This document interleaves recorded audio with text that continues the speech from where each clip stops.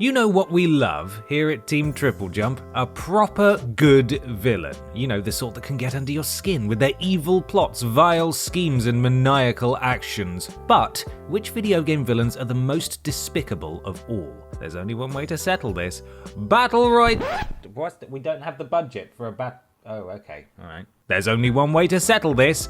A big list. It's time for a big list. For today's big list, we've gone out to our community to find out which video game wrong-uns you think are the best of the worst. We've taken your suggestions, thrown in a few of our own, and put them all together into this handy-dandy video for your viewing pleasure.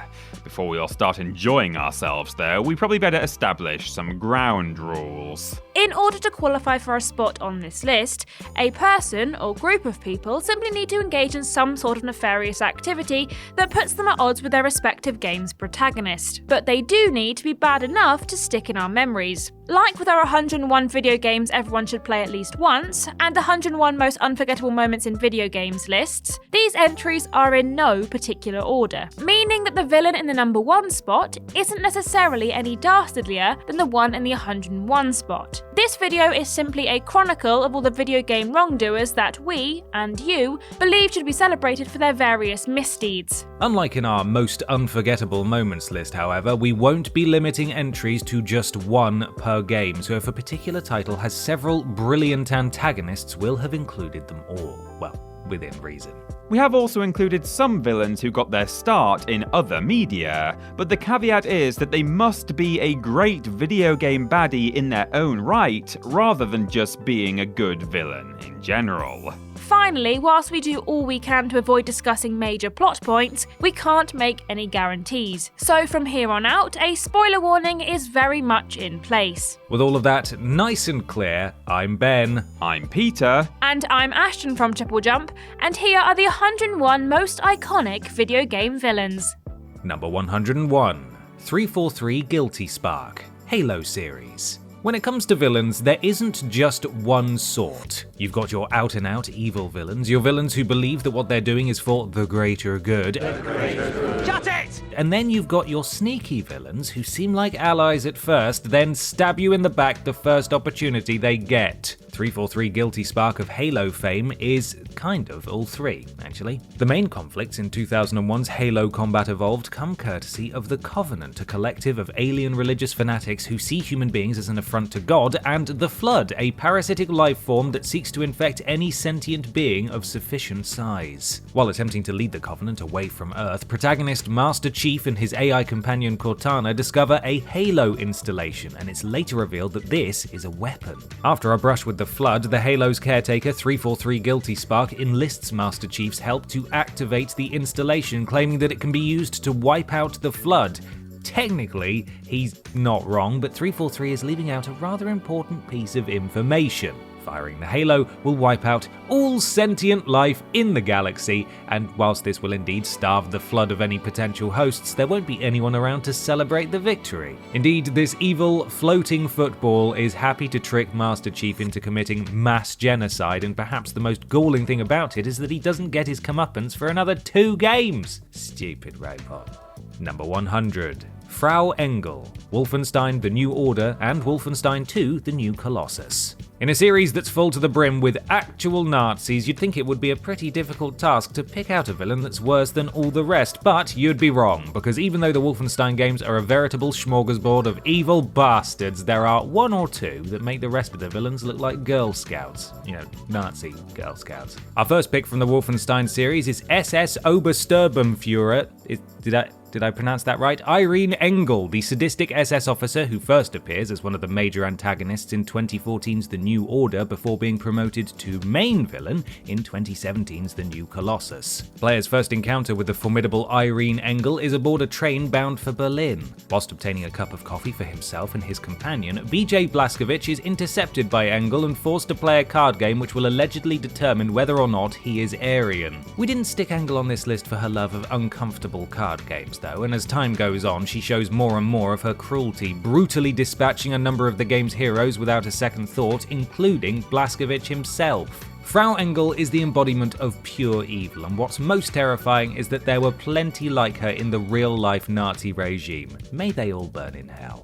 Number 99. Andrew Ryan, BioShock. On the surface of it, an underwater city where artists aren't confined by silly things like government sounds like a great idea. If you've played BioShock though, you'll know that if anyone ever built such a place, things would go south quicker than you could say, maybe it would be good to have at least a few laws down here. The man behind Rapture, the undersea setting of BioShock, is Andrew Ryan, a wealthy business magnate whose hatred of communism and disillusionment with traditional capitalism led him to build his own city. With blackjack and hookers! Without any kind of checks and balances in place, however, Rapture soon becomes a dystopia, and Ryan wound up as a paranoid recluse, ruling from behind closed doors with an iron fist. For the vast majority of BioShock, Ryan serves as the chief antagonist, doing everything in his power to kill Jack, the game's hero for all intents and purposes. Over the course of the game, it's revealed that Ryan is actually Jack's father, and that, as an embryo, Jack was sold to Ryan's arch-nemesis, Frank Fontaine. Sadly, Ryan isn't exactly the paternal type, so poor Jack still winds up with the full force of Rapture's security bearing down upon him. Ryan's strong opposition to socialism, religion, regulation, and altruism, coupled with his intense paranoia and intolerance for any views that counter his own, make him an utterly despicable villain and the absolute worst person to be in charge of anything. Number 98. Xehanort, Kingdom Hearts series. Because it incorporates a whole bunch of Disney properties into its lore, the Kingdom Hearts series is full to bursting with great villains, but although the likes of Maleficent, Hades, and Jafar are all icons, the dastardliest villain of the lot is undoubtedly Xehanort, the chief antagonist of Kingdom Hearts' first phase. Now, as we previously mentioned on this channel, Kingdom Hearts' plot is quite difficult to wrap your head around unless you've played and paid close attention to every game in this series, including the mobile titles, and committed several years of your life to reading scholarly articles on the franchise, but we'll do our best to summarize things here. The overarching story of Kingdom Hearts focuses on protagonist Sora and his many companions, many of whom hail from Disney properties, as they attempt to stop villain Xehanort from bringing darkness into the worlds. Put simply, Xehanort's ultimate goal is to achieve a balance of light and darkness in the world, but although such a balance wouldn't necessarily be a bad thing, he uses his vision as an excuse for the myriad terrible things that he does. Despite being at the heart of one of the most convoluted narratives in all of video gaming, Xehanort is an outstanding villain. He's ruthless, relentless, and most importantly, intelligent, and if he weren't such a bad egg, would probably somewhat admire his tenacity. Number 97. Virgil, Devil May Cry series. Siblings, eh? Always getting on your nerves, nicking your stuff, getting separated from the family by a Demon King and winding up under their control. Actually, that last one might just be Virgil from the Devil May Cry series. Although Virgil and series protagonist Dante are twins, they don't exactly have a brotherly bond. This wrong'un first shows up in 2001's Devil May Cry, where he attacks Dante on multiple occasions, but doesn't play a significant role in the series until Devil May Cry 3. In the prequel, he seeks out the power of his demon father and aligns himself with a man named Arkham in order to get his hands on Dante's amulet, which he can combine with his own to create a gate to the demon world. Unlike Dante, Virgil is more than happy to embrace his demonic heritage, and where Dante strives to protect humanity from demonic forces, Virgil seeks to gain power no matter what it means for those around him. The reason that he's such a fantastic villain is that he represents what Dante could be if he were to ditch his moral compass. Oh, and also because he wields a sweet katana and looks so gosh darn cool whilst doing so. It's mostly the lack of moral compass thing though. Number 96. The Elusive Man, Mass Effect series. If there's one thing worse than a dastardly villain, it's a dastardly villain that initially masquerades as one of the good guys. First introduced in Mass Effect 2, the Elusive Man is responsible for Commander Shepard's resurrection. Following the destruction of the SSV Normandy, the Elusive Man is able to get his hands on Shepard's body, and after devoting a significant amount of Cerberus resources to the Lazarus Project, he's able to bring the beloved protagonist back to life. Altruistic as he may first appear, however, the Elusive Man's ultimate goal is to have humanity ascend above all other races to take control of the Reapers. For the uninitiated, the Reapers are the series' main antagonists who awaken every few thousand years and take a grand tour of the galaxy, indoctrinating some species and destroying the most advanced. Don't worry, we'll get to them later in the list. Whilst the Elusive Man may not be the smartest villain on our list, certainly when it comes to his grand plan, he's still a powerful adversary, which is thanks in large part to the vast array of of resources at his disposal and a dogmatic belief that his way is the right way and that the ends always justify the means. He's also charming, charismatic, and highly intelligent, meaning that not only is he evil, but he's also a master of convincing those around him to do his bidding. Well, except the Reapers, of course. Number 95. Daisaku Kuze, Yakuza 0. In a series of games that revolve around the goings-on of literal mobsters, there really are no good guys.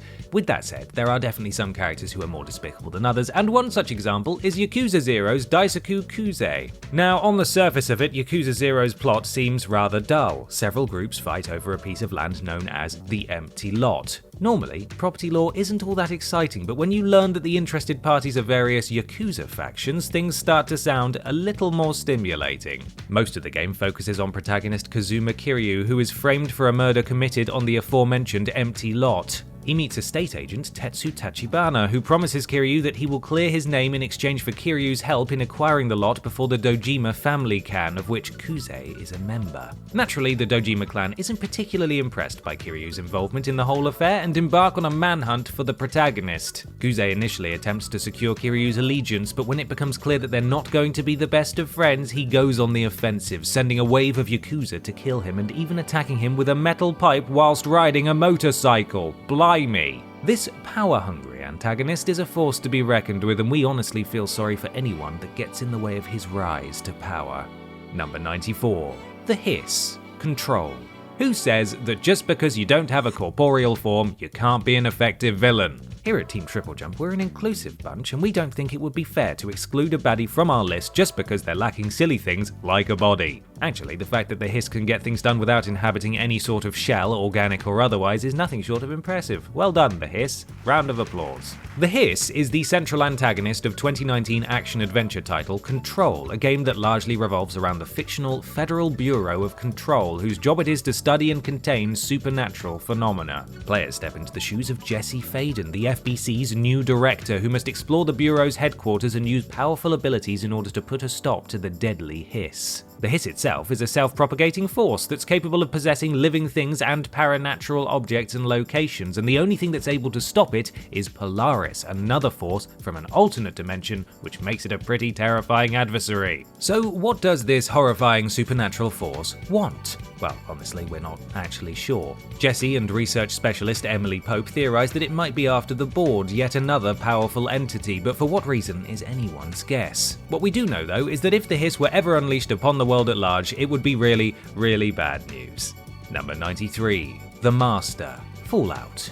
We've seen some icky-looking video game characters in our time, but few are a patch on the Master. No, not that one. The disgusting, amorphous antagonist of 1997's Fallout. The Master didn't always look like the sort of thing you'd find in a David Cronenberg movie, though, and was originally just a regular human man by the name of Richard Moreau. After being exiled from Vault City on murder charges, he made his way to the Hub, where he became a doctor and embarked on an expedition to find the source of the mutant attacks on the caravans of Harold, a local trader. The hunt led the pair to a military base where Richard was knocked into a vat of forced evolutionary virus, emerging a month later as the flesh monster that we now know and, love, maybe? From there, he decided that humanity was a waste of time and that being a mutant was the way to go. He ditched the name Richard, started calling himself the Master, and set about infecting as many humans as he could get his hands on with FEV. The Master makes his first and last appearance in the first game in the Fallout series, in which his mutants begin causing all kinds of trouble for the good folks of Vault 13.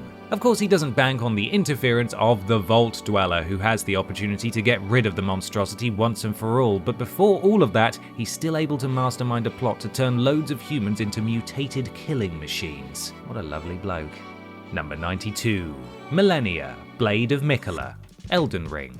If the only requirement for earning a spot on this list was that an adversary must be capable of reducing a player character to mush with little to no effort, then we'd have been able to fill it entirely with opponents from Software games. Thankfully, we've been able to show some restraint, though trying to narrow down the candidates enough to make a selection was a tough job. In the end, we picked 3, Millennia, Blade of Mikola from Elden Ring, and 2 others. What, you think I was going to tell you who the 2 other choices are? Did you? Really? You'll have to watch the rest of the video to find out, you cheat. Our first From Software foe introduced herself to players in 2022's Elden Ring and is considered to be the most difficult boss in the entire game, which I'm sure you'll agree is really saying something. Elden Ring takes place in the Lands Between and sees players taking on the role of the Tarnished, a fearsome warrior who seeks to repair the titular bit of bling after it is shattered by Queen Marika. Naturally, they're not the only interested party, and several of Marika's own children, including the fearsome Millennia, have gone to war to claim the pieces. Although Millennia is one of Elden Ring's optional bosses, she's easily its most notorious. Aside from all of the standard trappings of From Software's trickiest opponents, i.e. copious amounts of health, oppressive attack patterns, and combos, she also has a lifesteal mechanic that sees her gaining health back on every hit,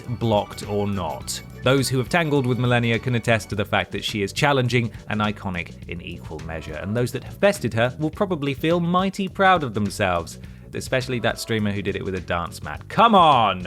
Number 91. Lady Dimitrescu, Resident Evil Village. I think it's fair to say that prior to the release of Resident Evil Village, nobody gave much of a toss about Ethan Winters, and the reason for that was all down to one lady. One very, very large lady. Residing in Castle Dimitrescu, Lady Alcina Dimitrescu is one of the four lords of the titular village alongside Donna Beneviento, Salvatore Moreau, and Carl Heisenberg, and is charged with the protection of the rose flask that contains the child's head. Prior to the events of the game, Dimitrescu was implanted with the Kudu parasite by Mother Miranda in the hopes that she would serve as a viable host for the resurrection of Miranda's daughter, but in the end, she wasn't a suitable candidate. Instead, she gained regenerative powers and the ability to grow claws and transform into a dragon-like creature at will. Lucky. Although Lady D isn't the chief antagonist of Resident Evil Village, she is by far the most interesting and fearsome of Ethan Winters' foes, and it's a darn shame that she meets her end so early in the game. Her sheer size alone is enough to put the willies up even the bravest of souls, but add into the mix her retractable claws that can cut through flesh like butter, and the fact that she consumes the blood of her victims, and you've got a recipe for one terrifying villain. Number 90. Whizpig, Diddy Kong Racing.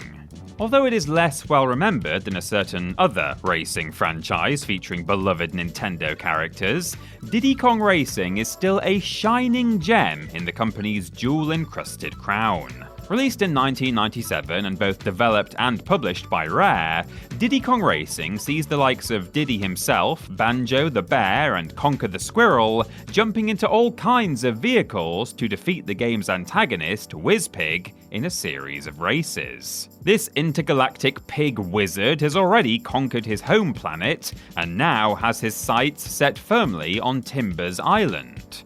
Upon his arrival, he turns the island's four guardians, Tricky the Triceratops, Bluey the Walrus, Billy? Blubber the Octopus, and Smokey the Dragon, into his henchmen. And so it's left to the island's inhabitants to stop this sketchy sorcerer once and for all. Not much is known about Whizpig's background, aside from the fact that he seized his home planet due to boredom, and when his conquest was successful, he turned it into an amusement park. When he grew bored of this as well, he decided to head out into the galaxy to find other settlements to bring under his rule. This freaky-looking pig thing is pretty much only happy when he's causing chaos. So if you want to avoid him coming and taking over your home planet, we recommend sending him a voucher for one of those rage rooms or something equally anarchic. It might just be enough pandemonium for him to forget about occupying your town. Number 89. Paul Serene, Quantum Break. Of all the criticisms that can be levelled at 2016's Quantum Break, a lack of ambition certainly isn't one of them. This Remedy Entertainment developed title features an all-star cast, including the likes of Aidan Gillen, Lance Reddick, and Dominic Monaghan, as well as an integrated live-action TV show that interacts with the player's in-game choices. Sounds good in theory, but in practice, the execution is pretty mediocre. One aspect of the game that the studio did nail, however, was its villain, Paul Serene. At the beginning of the game, Paul undertakes an experiment to prove that time travel is real, but rather than having a sweet Back to the Future moment, he royally fluffs things up and completely breaks time, which will ultimately lead to the end of days. Don't beat yourself up too much though, Paul, we've all been there. Initially, he sets out to fix things, but after several failed attempts, he comes to the conclusion that the end is inevitable, unlike protagonist Jack Joyce, who believes that the fracture can be fixed. Rather than rectifying his big old snafu, Paul instead makes plans to survive the end of days and rebuild on the other side. Again, sounds good in theory, but in practice, it means a lot of innocent people would die simply because Paul couldn't put his Doc Brown fantasies to bed. Oh well, I guess that's how it goes when you're into time travel. You either die a hero, or you live long enough to break the space-time continuum. Awkward. Number 88, Trilla Suduri, Star Wars Jedi Fallen Order. Many of you probably assumed we'd have chosen Darth Vader as our pick from Star Wars Jedi Fallen Order, but whilst Vader is indeed an iconic villain, and certainly makes an impact on the audience when he shows up at the end of the game, we'd argue that it's his reputation that makes his appearance in the 2019 Souls-like so memorable, rather than anything he actually does within the confines of the title. With that in mind, our Jedi Fallen Order pick is instead second sister, Trilla Suduri. Jedi Fallen Order kicks off proceedings 5 years after the events at the end of Revenge of the Sith, by which time any Jedi not slaughtered as part of Order 66 have gone into hiding, concealing their Force powers from the galaxy. Of course, head honchos Emperor Palpatine and Darth Vader aren't ones to just live and let live, and Vader's squad of Imperial Inquisitors search the galaxy to track down the errant Jedi. Second sister, Trilla Suduri, is one such Inquisitor, and spends the entirety of the game hunting protagonist Cal Kestis and his companion, Jedi Knight Seer Junda. Originally the Padawan of Seer, Trilla was captured by the Empire after her master betrayed her location whilst being tortured. She ultimately gave in to the dark side and became the Second Sister Inquisitor. A fierce warrior and unrelenting adversary, Trilla serves as a reminder that even the best of us can become villains under the right circumstances. Number 87, Heihachi Mishima, the Tekken series. When it comes to villainy, there's a scale. On one end, you've got your petty thieves, minor con artists, and people who put the milk in their cup of tea before boiling the water, whilst at the other end, you've got megalomaniacal dictators, genocidal fruitcakes, and EA. We're not sure where Heihachi Mishima fits on that scale, but for the crime of chucking his own son off a cliff, we reckon he's somewhere at the EA end. First appearing in 1994's Tekken, Heihachi Mishima is the host of the King of Iron Fist tournament, which he spins up to test his son Kazuya's strength. This isn't the first time that Heihachi has done something to prove Kazuya's mettle though, as when the boy was just 5 years old, the villain took him to the top of a mountain and threw him off. Thankfully, the kid survives this, but the experience, unsurprisingly, leaves him somewhat embittered towards his father. In the first Tekken title, Heihachi is soundly defeated by Kazuya, who deems it appropriate to launch his pop from the same cliff that he was yeeted from as a child. However, in Tekken 2, he defeats Kazuya and tosses him into a volcano, continuing the cycle of retribution.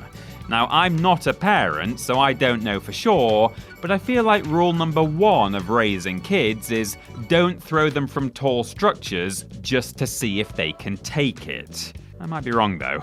Number 86, Kessler, Infamous. Strap in, boys, girls, and others, because we're about to get all multiple timelines on you. 2009's Infamous centers around bike courier Cole McGrath, a man who accidentally triggers an explosion that levels 6 city blocks and leaves him with the power to absorb and project electricity. Blamed for the explosion and looked upon as a terrorist by the vast majority of the city's residents, Cole attempts to escape but is offered the opportunity to clear his own name if he's able to locate the husband of FBI agent Moya Jones, who vanished while investigating the First Sons, a group who are believed to be truly responsible for the attack. The First Sons are led by the mysterious Kessler, a man with powers like Cole's, who takes an interest in the protagonist and his abilities. Of course, there's more to Kessler's obsession with Cole than first meets the eye, and ultimately it transpires that Kessler is Cole, but from the future, and he's gone back in time, seized control of the First Sons, and is effectively behind everything that's happened. Why, you might ask? Well, future Cole is unable to stop an entity known as the Beast from killing his partner and their children, and so travels back in time in order to prepare present-day Cole for this occurrence in an attempt to prevent it. In fairness to Kessler, it is a fairly noble cause, as long as you don't think about how many other innocent people are killed in the process. Number 85, Kefka, Final Fantasy VI. When you're a villain, as many on this list are, if you want to make an impression on your audience, then you really do have to go big or go home. And it really doesn't get much bigger than destroying the entire world. Final Fantasy VI, which was somewhat confusingly known as Final Fantasy III for its initial North American release, takes place in the world of Balance, which, unlike previous Final Fantasy games that have more of a medieval setting, is heavily steampunk influenced. The game features a whopping 14 playable characters and focuses on their fight against the cruel Gestahl Empire, which is led by power-hungry dictator Emperor Gestahl. Sadly, or not, depending on how you look at it, Gestahl only survives until the end of Final Fantasy VI's first act, at which point he is murdered by his court mage, Kefka. Kefka's no hero though, and not content with simply offing his boss, he mucks about with the statues of the Warring Triad, knocking them out of balance and unleashing so much raw magical energy that the surface of the planet is destroyed.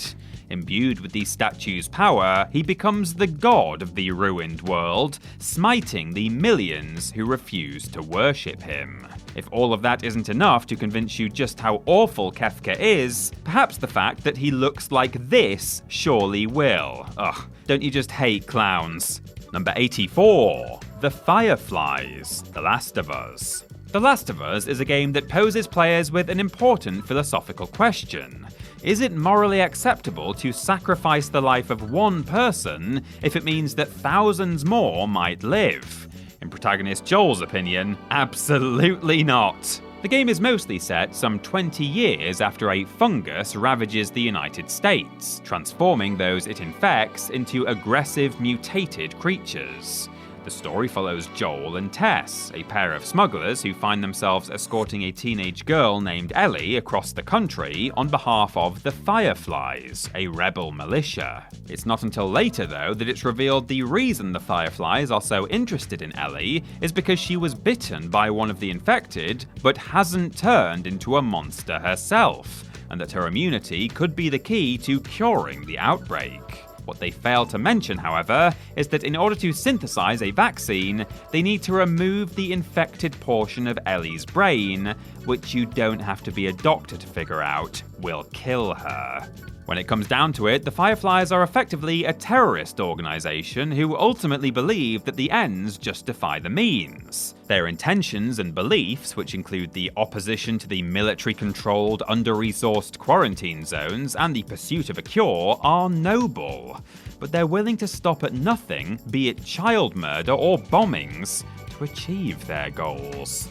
Number 83. Shodan, the System Shock series. Prepare to take the battery out of your laptop and throw Alexa in the bin, because after hearing about all this malevolent AI, you'll never trust your electronics again. Probably better get rid of that fancy coffee maker as well. You never know what it's plotting. Shodan, or Sentient Hyper-Optimized Data Access Network, do you want to get serious about this, is the main antagonist of both System Shock and its sequel, System Shock 2, though she was originally created for good. Ain't that always the way? Once upon a time, Shodan was the artificial intelligence aboard the Tri-Optimum Corporation's Citadel space station. And prior to the events of System Shock, as far as we're aware, she never so much as caused Microsoft Word to crash. That all changes, however, when corrupt Tri-Optimum Vice President Edward Diego has an unnamed hacker break into the company's systems for information, a process which requires the disabling of Shodan's ethical restrictions. Big mistake. The result is an omnipresent, megalomaniacal piece of software that holds humans in approximately the same regard as cockroaches and spends her days slaughtering and mutating the space station's inhabitants. Being a computer program, she's almost impossible to defeat, and though she's seemingly been destroyed twice now, she still keeps coming back like the world's most murderous boomerang. Has anyone just tried turning her off and on again? Number 82. Andross, the Star Fox series. This franchise has been around for over 3 decades, and in that time we've seen plenty of folks try to take on our good pal Fox McCloud, but none is as iconic as OG Big Bad Andross. Debuting in 1993's Star Fox, this BBEG actually started out as a scientist concerned with the protection of the planet Corneria. However, as time went on, he was driven to the brink of madness by his obsession with his work, and his experiments became more and more unhinged, culminating in the deployment of a deadly weapon within a Cornerian city. Banished to the wasteland planet, Venom, Andross began building an army, and eventually declared himself the Emperor of the Lilat system, invading other worlds in the process. By the time the protagonist, Fox McCloud, and his friends come across Andross in Star Fox, he's continued his deranged experiments on himself, and appears as a giant floating head. Although he regularly gets his butt handed to him by Fox McCloud and chums, Andross just doesn't know when to quit, showing up to cause chaos in every Star Fox title except for Star Fox Assault. Despite their best efforts, however, the team has thus far been unable to vanquish Andross for good. So we've no doubt that this intergalactic scumbag is out there, somewhere, plotting a fresh ascent to power. Number 81. Odin, God of War Ragnarok. Although it probably wouldn't be nearly as interesting for players, it certainly would be nice if there were a God of War game where Kratos just potters around his garden and grows tomatoes. After all, he spent his entire life thus far fighting with one deity after another, so we think it would be nice for him to have a bit of time off. Especially after his run-in with God of War Ragnarok's chief antagonist, Odin. The Odin we meet in Ragnarok may be based upon the Norse god of the same name, but he's far crueler and more merciless than his mythological counterpart. The game itself takes place 3 years after the events of 2018's God of War, and sees Kratos and his son Atreus, facing the oncoming Norse apocalypse, Ragnarok, which has been brought about by the death of Baldur at the end of the previous game. Obsessed with surviving the impending end of days, Odin uses every weapon in his arsenal to try to prevent his own doom, killing multiple innocents and manipulating Atreus in the process. Like many other gods in the God of War universe, Odin is heartless, sadistic, and barbaric, and will stop at nothing to achieve his own goals. Not only this, but he's also immortal, has superhuman strength and intelligence, and the ability to use magic. Suffice it to say, he's one god you don't want to piss off. Isn't that right, Kratos? Kratos? Oh, he's gone and pissed off Odin, hasn't he? Number 80, Donkey Kong. Donkey Kong.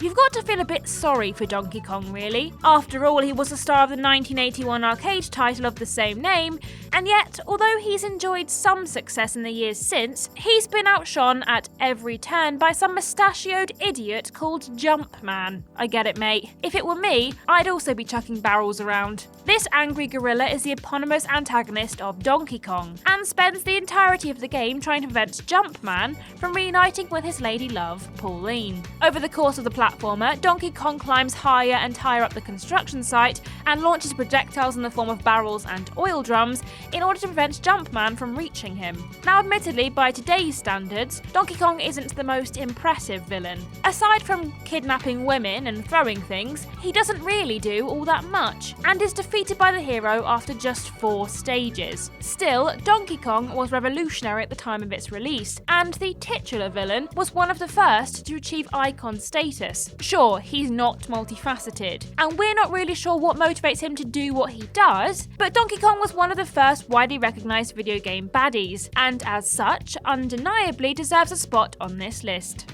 Number 79, Alma Wade, the Fear series. Kids, eh? They're loud, they're messy, and if you're really unfortunate, they'll develop psychic powers and turn out all murderous like Alma Wade. Alma Wade made her terrifying video game debut in FPS horror title Fear, where she acts as the main antagonist. Her backstory is a bit of a sad one. She was born with psychic powers, but rather than receiving the love and care she needed from her father, she was instead subjected to 2 years of experimentation by the Armor Camp Technology Corporation. Desperate for it all to stop, after a while she began failing the tests on purpose. But when that didn't work, she instead began to lash out, attacking those who attempted to perform tests on her. In order to contain her power, she was placed into a coma and eventually taken off of life support. Though, naturally, this wasn't enough to stop Alma. The first game in the series sees the player character Point Man and the first Encounter Assault Recon unit investigating Alma's re-emergence. They get more than they bargained for, however, and quickly find out, to their detriment, that Alma is much more powerful than they anticipated. She continues her reign of terror throughout the remainder of the series, resorting to some pretty nasty tactics to get what she wants. Having grown up under such awful circumstances, Alma knows nothing but hatred and vengeance, and seeks to punish those she deems to have wronged her in some way, murdering and torturing with reckless abandon. Safe to say, it's best to stay on her good side. Number 78, Liquid Snake, Metal Gear Solid. Strap in, gang, because we have not one, not two, but 3 Metal Gear Solid villains to get through. We initially thought about just including one Metal Gear Solid baddie, but they're all so good that we simply couldn't decide which 2 to bin off. So 3 it is. The first of our terrible trio is Liquid Snake, the main antagonist of the game. Liquid Snake was raised here in the UK and served as an SAS operative, before becoming the leader of a rogue Foxhound unit. During the events of Metal Gear Solid, Liquid Snake leads a genetically enhanced renegade unit to seize control of Shadow Moses, an Alaskan island home to a nuclear weapon disposal facility. The group threatens to use a nuclear-capable Metal Gear Rex against the United States government if they don't receive the remains of Big Boss and the small sum of $1 billion within 24 hours. Unlike his twin brother Solid Snake, Liquid is obnoxious, vengeful, and arrogant, and is resentful of Big Boss because he believes that he, Liquid, is the inferior clone. This resentment drives him to prove that he is superior to his brother, which ultimately costs him his life. Thankfully, most people who are jealous of their siblings just internalise it, rather than resorting to murder and terrorism. Clearly, Liquid Snake has never heard the phrase, "living well is the best revenge." Number 77, Eric Sparrow, Tony Hawk's Underground. You know what sucks? Being betrayed by someone that you thought was your friend. And few people know this better than the protagonist of Tony Hawk's Underground, who finds out far too late that their buddy Eric Sparrow is a scheming, conniving little git who's willing to throw them under the bus to get what he wants. The game follows the pair's trials and tribulations in the world of skateboarding, as they both attempt to become professionals. However, throughout the game, Eric pulls out all the stops to ensure that he succeeds and the protagonist doesn't, despite the fact that the protagonist is near constantly bailing Eric out of trouble, both literally and figuratively. Over the course of the game's runtime, Eric fails to sign the protagonist up to the Tampa skating event, steals a video in which the protagonist performs a muck twist over a helicopter, then edits them out of it, and frames them for stealing a tank in Russia, which results in the protagonist getting kicked out of the skate team and lands them with a bill for $700,000 worth of damages. The worst thing about Eric Sparrow is perhaps the fact that most of us know somebody who is exactly like him. The sort of folks that would sell their own grandma if it meant getting ahead in life. So to Eric Sparrow, and all those of similar ilk, we say this: you're all poopy buttheads and we hate you. Yeah, that'll tell him. Number 76, The Joker, Batman Arkham series. We said at the beginning of this video that we won't be including any villains on this list that have built up an iconic reputation prior to starring in a video game, unless they're able to stand up on the basis of the game alone. Thankfully, the Batman Arkham series' Joker was so brilliant in 2009's Arkham Asylum and 2011's Arkham City that we are happy to give him a spot, even though he was already very well known before that for being an excellent villain. The Clown Prince of Crime is the chief antagonist of the first Rocksteady Batman title, sequel, and a major one in the second. In Asylum, Joker enacts an elaborate plan to take over the facility, trapping Batman and Commissioner Gordon inside, and unleashing the rest of the inmates, all while threatening Gotham City with bombs should anyone try to reach the island. In City, he's incarcerated in the eponymous super prison alongside Batman and all of Gotham's criminals. The Titan formula he used in the first game has mutated and is now killing him. But rather than living out his final days peacefully, he kidnaps Batman, poisons him with the Titan-infused blood, and reveals that he's sent more of it to the hospitals all around Gotham. The reason why Joker's appearance in the two games is so memorable is undoubtedly due, in large part, to his voice actor Mark Hamill, who brings the character's chaos to life with every word spoken. There's plenty wrong with me. When combined with his outstanding design, madcap plans, and his command over legions of henchmen, you end up with a truly unsettling villain. Number 75, Kane. Legacy of Kane, Soul Reaver. There are a lot of villains on this list that truly suck, but Kane is one of the few that take that literally. You know, because vampire. In the very first Legacy of Kane title, Blood Omen Legacy of Kane, Kane is actually the player character, and gamers follow him on his journey to cure himself of the vampirism that he's afflicted with. In the end though, Kane decides to embrace the blood-sucking life and returns in the sequel, Legacy of Kane Soul Reaver, as the main antagonist. At the conclusion of Blood Omen, Kane canonically chooses to destroy the 9 pillars of Nosgoth, dooming the world to decay. In the years following Blood Omen, he revives the vampire race, sets his lieutenants to the task of besieging the land, and becomes its despotic ruler. However, when one of his lieutenants, Raziel, surpasses him in power at the beginning of Soul Reaver, Kane has him sentenced to death, tearing the bones from Raziel's wings and casting him into the Lake of the Dead. That's what we in the business call a dick move, and when Raziel is resurrected by the Elder God, he sets out on a quest for vengeance against Kane. Unlike many of the villains on this list, Kane seemingly didn't set out to be a bad guy, but his unfortunate circumstances placed him in a position of choosing between sacrificing himself for the greater good, or embracing the darkness within himself. It's certainly not a choice that I'd want to make, let me tell you. Number 74, Ornstein and Smough, Dark Souls. In a game like Dark Souls, one that's filled to the brim with foes that would tear out your spine as soon as they look at you, it can be hard, as a villain, to stand out from the player-battering crowd. And yet, somehow, Ornstein and Smough manage it. Dragon Slayer Ornstein and Executioner Smough, to give their full titles, come together at the end of the Anor Londo area of Dark Souls to give players one of the most brutally punishing boss fights in the entire game. Ornstein is one of the 4 Knights of Gwyn, the elite guard of Dark Souls' primary god, Lord Gwyn, and was able to slay dragons using his crossspear and his affinity with lightning. Smough, on the other hand, is a fierce and psychotic executioner with cannibalistic tendencies that was never inducted into the Knights of Gwyn, presumably because of the, eating people thing. The first problem that players face when tackling the duo is that each of them have completely different movesets and abilities, which means that there are twice as many attack patterns to learn as in normal boss fights. In addition to this, taking down one of the pair doesn't make things a great deal easier, as the other will absorb their power and become much stronger, with Smough gaining the power of lightning, whilst Ornstein grows to a humongous size. No matter how you approach it, the fight against Ornstein and Smough is a real tough one, and there's little wonder that they're the Dark Souls villains that players love to hate. Number 73, Stefano Valentini, The Evil Within 2. You don't always need big, elaborate plots and a whole legion of minions to be an effective villain. Sometimes, you just need to be a complete basket case, as is the, case with The Evil Within 2's Stefano Valentini. The Evil Within 2 takes place 3 years after the events of the first game, by which time protagonist Sebastian Castellanos has fallen into a pit of despair, which has been caused by the trauma of his experience at Beacon Mental Hospital, the loss of his daughter, and his wife's abandonment. It's not all bad news though, because it turns out his daughter Lily is still alive. She's being used as a core for the new STEM system, which basically connects multiple people's minds together, and that system has gone way wrong.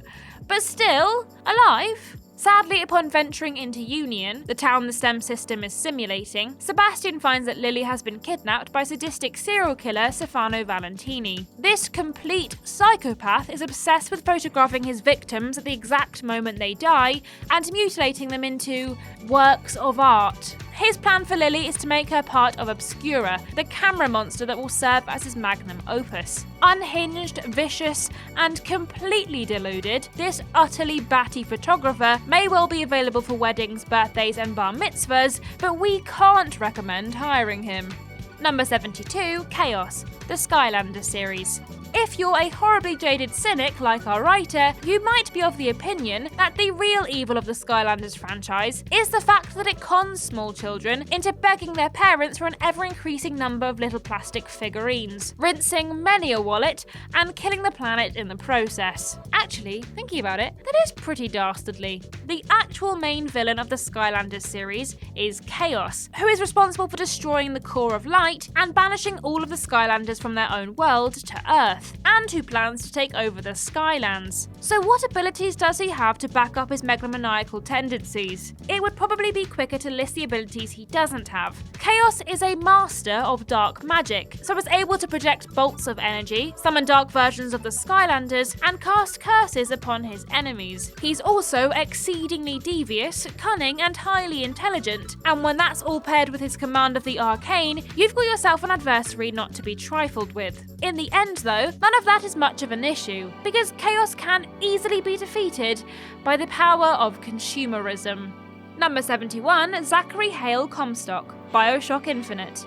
Oh boy, or girl, or other, here we go again. Seriously, if I had a quid for every time I tried to wrap my head around BioShock Infinite, I could probably afford to fly Ken Levine out to my house and have him explain it to me personally. The game centres on protagonist Booker DeWitt, a man who is sent to the airborne city of Columbia in order to retrieve a young woman named Elizabeth. Whilst there, he and Elizabeth become embroiled in a class war between the founders of Columbia, including primary antagonist Zachary Hale Comstock, and the rebel militia Vox Populi. However, it's revealed during BioShock Infinite's climax that Booker and Comstock are in fact one and the same person, and that different versions of them exist across multiple alternate realities, with Booker's transition into Comstock hinging on whether or not he accepts baptism. It turns out that Comstock, wishing to assure Columbia's future, wanted to produce an heir, but that his ventures into alternate reality left him sterile, and he was forced to find an alternative. He sought out Booker and offered to wipe away his debts in exchange for his daughter Anna, who Comstock renames Elizabeth.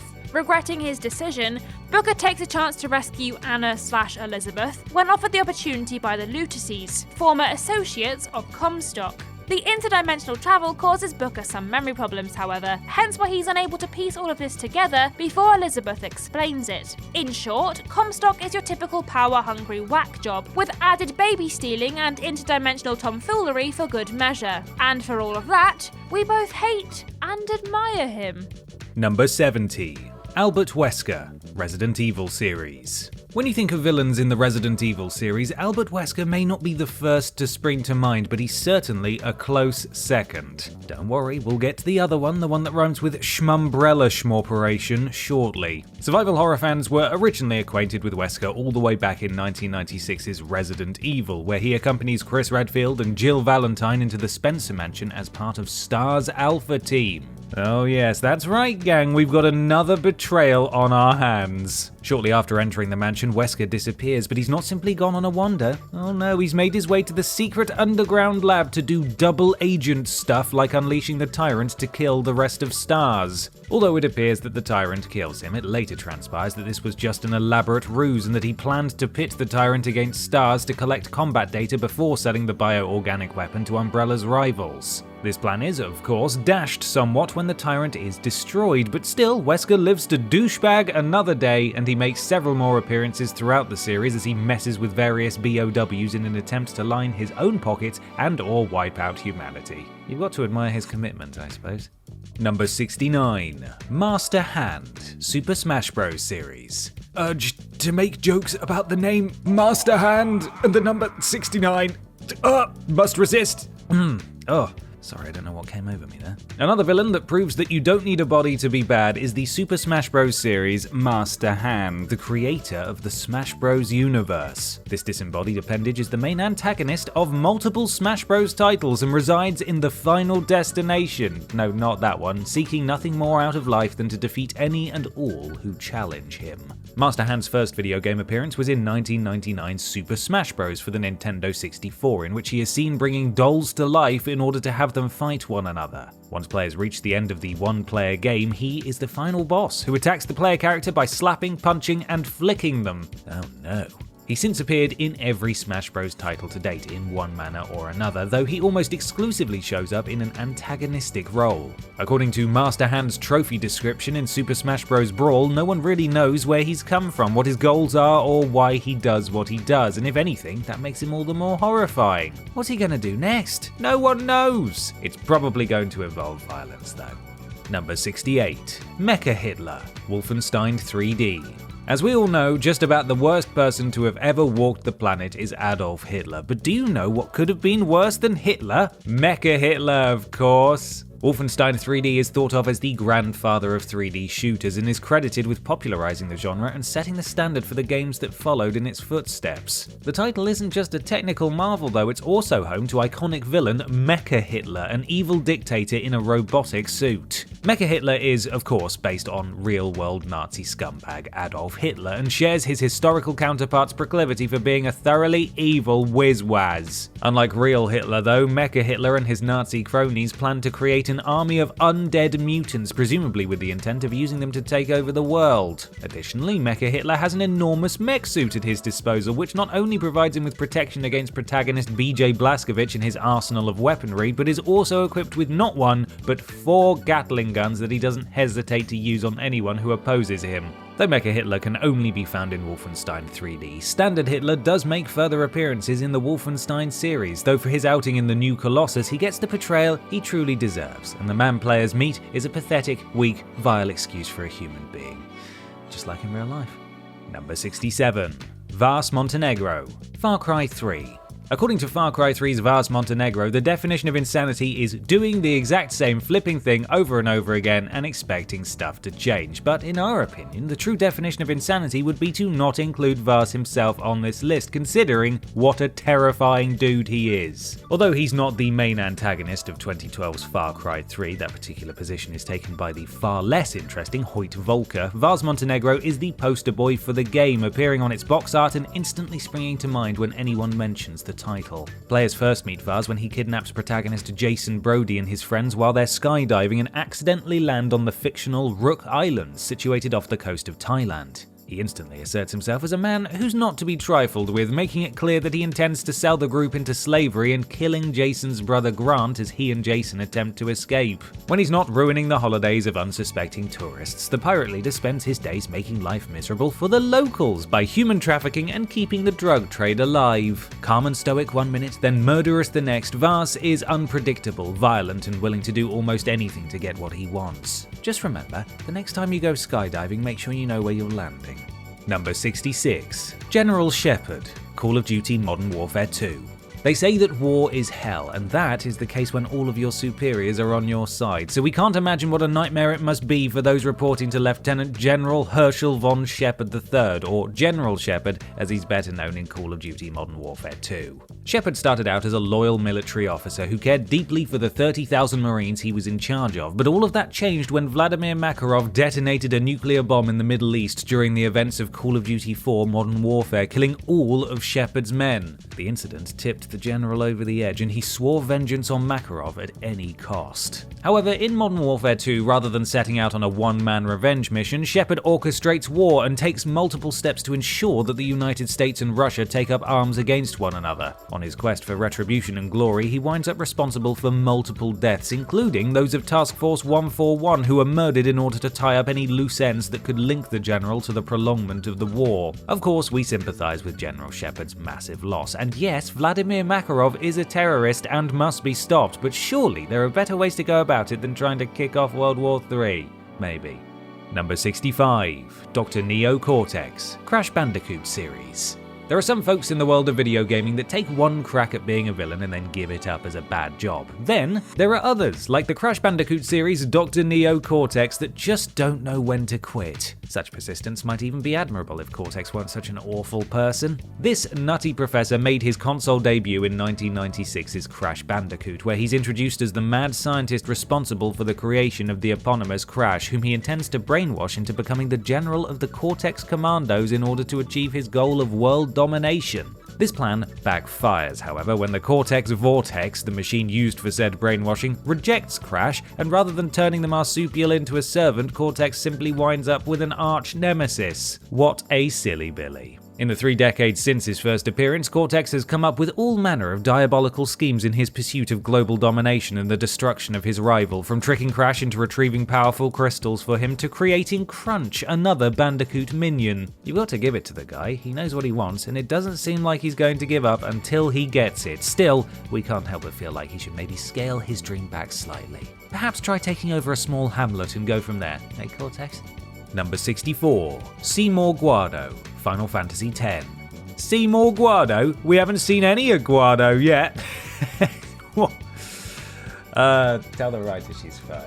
The second Final Fantasy wrong-un to make an appearance on this list is Final Fantasy X's Seymour Guado, one of the game's 2 main antagonists. Seymour's backstory is something of a tragic one, and if he weren't such a douche canoe, we might actually feel a bit sorry for him. Born to a Guado father and a human mother, and originally conceived with the intention of fostering friendship between the Guado and human races, Seymour wound up becoming a target of both people's hatred. The boy and his mother were cast out by his father, and ultimately she ended up sacrificing herself in an attempt to become a faith so that she could destroy sin and win the people's love for her son. Seymour failed to destroy sin, and over the course of several years in isolation he became nihilistic and gained the desire to become sin himself and destroy Spira. By the time players meet him in Final Fantasy X, he's fully committed to the bit and has killed his father in order to take his place as leader of the Guado. We've seen some daddy issues in our time, but this really does take the biscuit. Number 63. Malos, Xenoblade Chronicles 2. It's all well and good having complex goals and ambitions, but sometimes you just can't beat a classic villain whose only want in life is to destroy humanity. It's simple, it's snappy, and it's a cause we can all unite in opposing.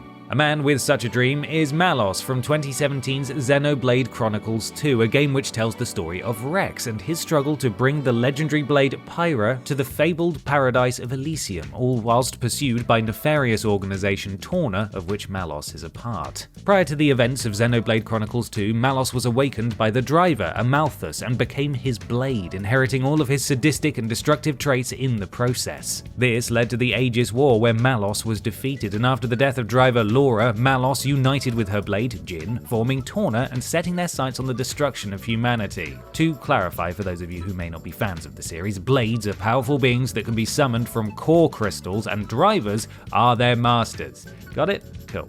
What's a little sad is that before meeting Amalthus, Malos wasn't a villain, and only became the cold-hearted, cruel, and merciless being we see in the game after becoming Amalthus's blade. Still, whether intentionally a villain or not, Malos has still got his heart set on wiping out an entire species, and that makes him one dastardly son of a gun. Number 62.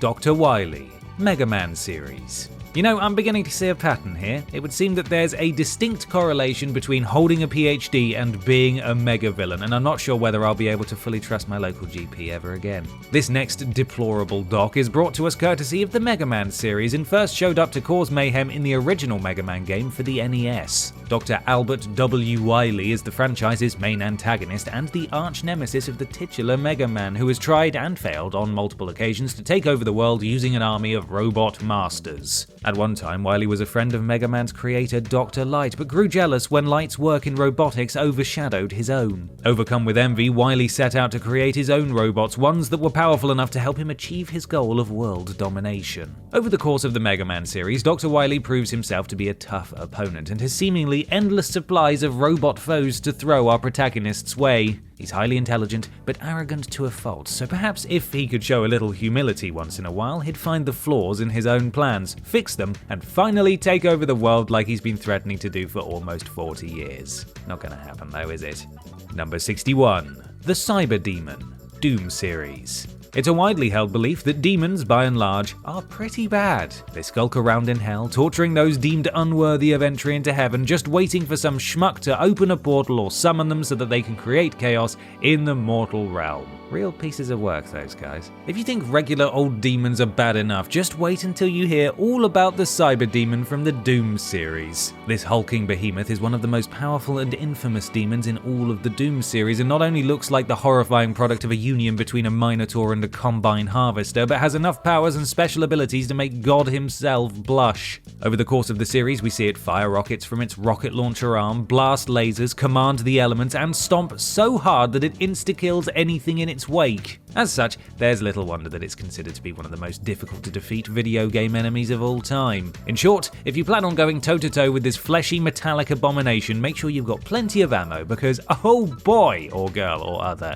you are going to need it. In terms of what it wants out of life, assuming demons are considered to be alive, the cyber demon's goals are simple. Kill Doom Guy and ensure Hell's conquest of the universe. The little things. Number 60, Diablo, Lord of Terror, the Diablo series. We've seen a lot of evil dudes so far in this list, but few live and breathe evil quite like Diablo, Lord of Terror, the eponymous villain from the Diablo series. This big bad is one of the Diablo universe's great evils and rules over the burning hells, though he has his sights set on the heavens as well. Prior to the first game, Diablo and his brothers Mephisto and Baal made their way to Sanctuary on a quest to take over the heavens, but were defeated by the Horadrim and sealed into 3 soul stones. Many would give up on their dreams at this point, but not Diablo. Oh no.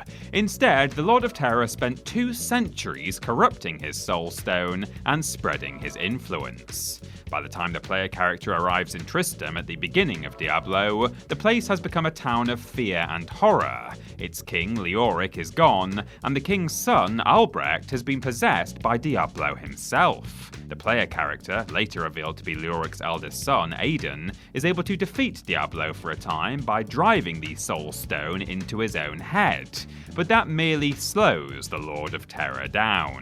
He returns in Diablo 2, having fully possessed Aiden, impregnates the witch Adria with a spare vessel, and releases his brothers before being defeated once more. You can't keep a good Dark Lord down though, and in Diablo 3 he possesses Leah, the daughter of Adria, and attempts once again to corrupt the heavens. Moral of the story? If at first your evil plans don't succeed, try, and try again. Number 59, Revolver Ocelot, Metal Gear Solid. We promised you more Metal Gear Solid villains, and here's the second. What, you didn't think we'd go back on our word, did you? Our next MGS wrong'un started out life as the secondary antagonist of Metal Gear Solid, before being promoted to primary antagonist in Metal Gear Solid 2, Sons of Liberty. In Metal Gear Solid, Revolver Ocelot is a member of terrorist group Foxhound, and serves as the group's interrogation expert, along with being Liquid Snake's right-hand man, though this title becomes somewhat ironic when his right hand is cut off by Grey Fox. Despite this loss, he continues his dastardly ways, torturing Solid Snake when he's captured, and going on to be the only member of Foxhound to survive the events of the game. He returns in the sequel to cause more chaos after having received a new arm that was once owned by Liquid Snake. Naturally, this results in Liquid's personality taking over Ocelot's mind, and he winds up hijacking Metal Gear Ray, forming a terrorist group, and betraying Solidus Snake before revealing his true allegiance to the Patriots, a group that controls the United States. Whether acting of his own volition or under the control of Liquid Snake, Revolver Ocelot is a force to be reckoned with. A highly intelligent master manipulator with a penchant for torture, it would seem that there are no lengths he won't go to in order to achieve his ambitions. Number 58, Micah, Red Dead Redemption 2. The Old West was chock full of villains, and if spaghetti westerns and games like those in the Red Dead Redemption series are to be believed, the good folks trying to make their way in the American frontier simply couldn't move for bandits, outlaws, and other assorted scallywags.